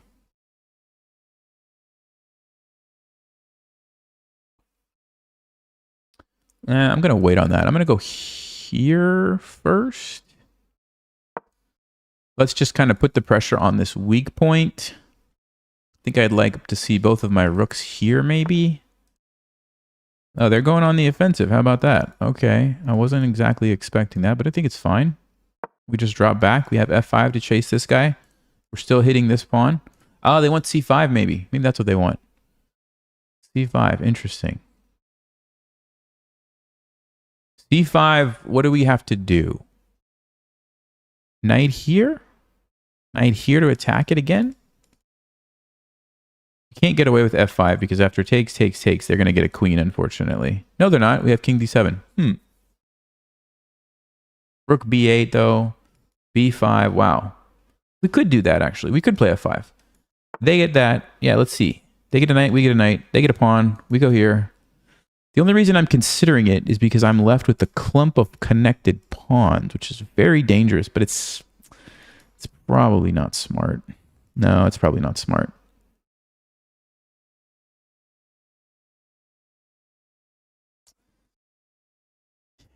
So, okay, what's the options are we go here, we let him check us, we take, we play something like b6, and we undermine the defender. Let's do that. Because they want to get a piece planted here. I can see that, right? So we just have to make sure we undermine that. But b6 should do the trick. Yeah, that's fine. That is fine.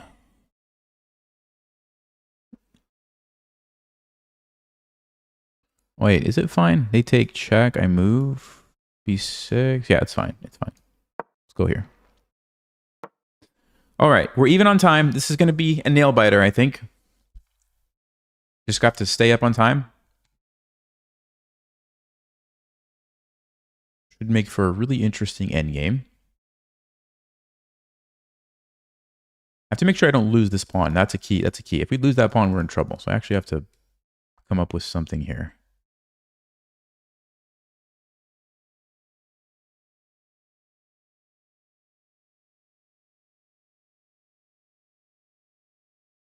Yeah, actually, how do we save the pawn? Oh no, did I mess up?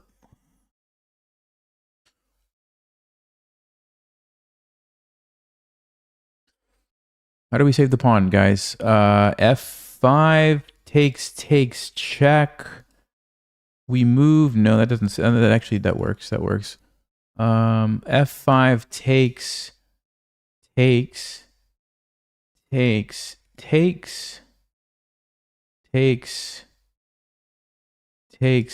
One, two, three. We lose a pawn. Don't love it. If I take here and they take with the knight, we take with the bishop. If I take here, they take with the bishop. We are in trouble. If I go here and they take, I take back. Okay, I like that because we can defend the pawn probably. If I go here and they take me, I get, oh, I have a fork. Maybe that's the move. Let's go. Hopefully I didn't miscalculate something.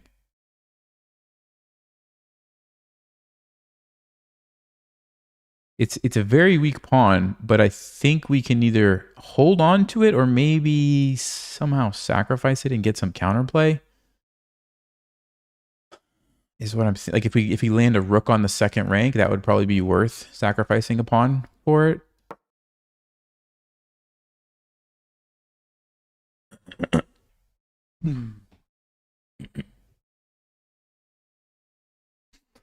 Okay.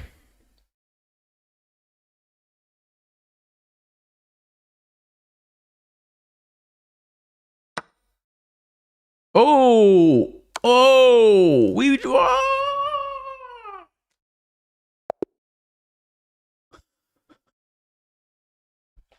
we got another one. We got another one. The traps today have been crazy. Wow. I was not expecting them to fall for that. I was absolutely not expecting them to fall for that. Okay, I am winning. Best move is to take it. And to take it. And then to go here. Yeah, so this is what I was thinking. I was going to defend it. And then, yeah, come up here and take... Yeah, I'm just winning. I'm just winning. I mean, winning is a strong word. I have an advantage. I shouldn't say I'm winning. So, G-Sling. I mean, Mad Latin, G-Sling for the win here. Way to go, Ryan. What a nice suggestion there. So they played the best move. They played the best move.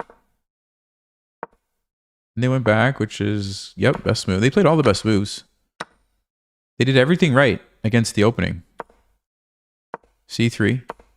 Takes. They did everything right. Until here. Started to get off track. Okay. Yeah.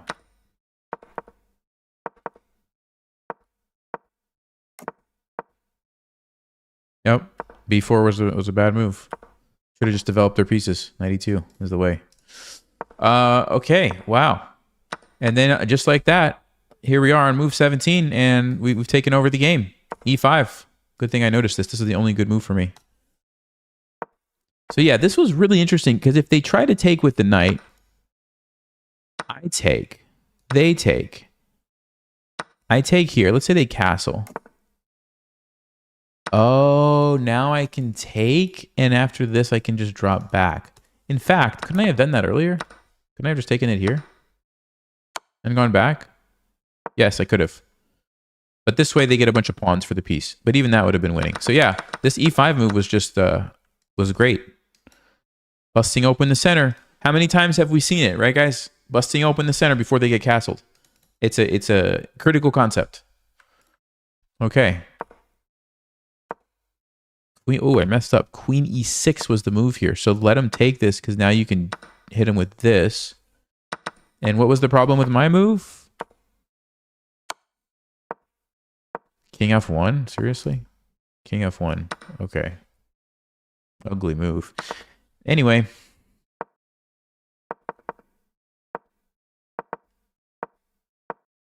Yeah, knight c3 was a good find here. If I didn't find knight c3, we might have not won this game. Knight c3 was a good find. And of course they blundered.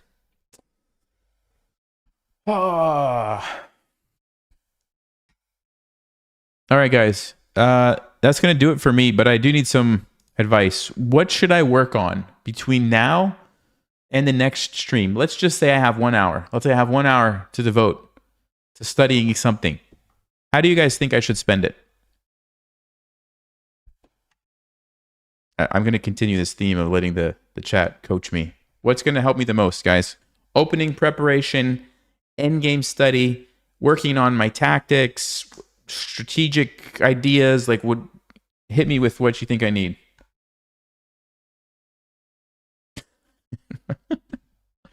Some of these comments. I won checkmate. Definitely nothing having to do with dragons. New opening theory. Okay, you know what? Let's do a poll. Let's do a poll before I go. Here we go. What should I study this week? Opening theory is going to be on there. I saw endgames. What else? Give me something else. Opening theory, endgames. Time management seems to be one that people are saying. It's hard to really study that, but I can like try to think about it. What else? Anything else?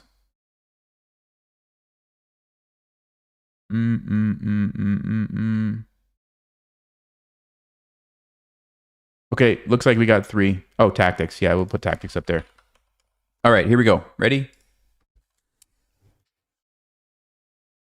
This is my homework for the week. Stafford Gambit. If opening wins, I will learn the Stafford Gambit, I guess. Okay, time management is in the lead. Opening theory is a close second. Time management, wow. So that's where you guys think I am losing at, huh? Moving too slowly.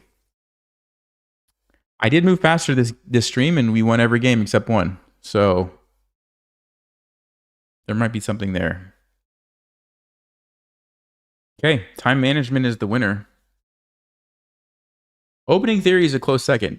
Maybe I will look at the Stafford Gambit since we got a super chat for it. So I gotta respect the super chat request.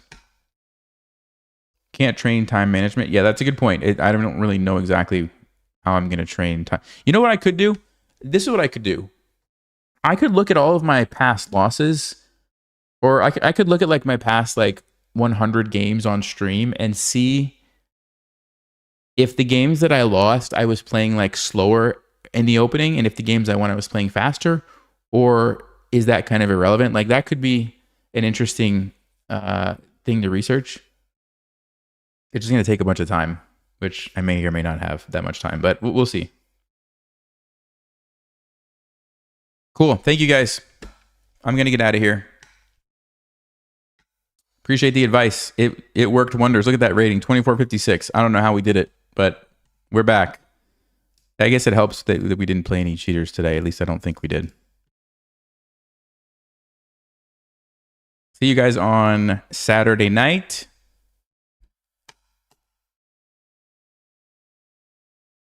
As always, stay sharp, play smart, take care. Take it easy, Rob. Thanks for being here. Yes, Ryan.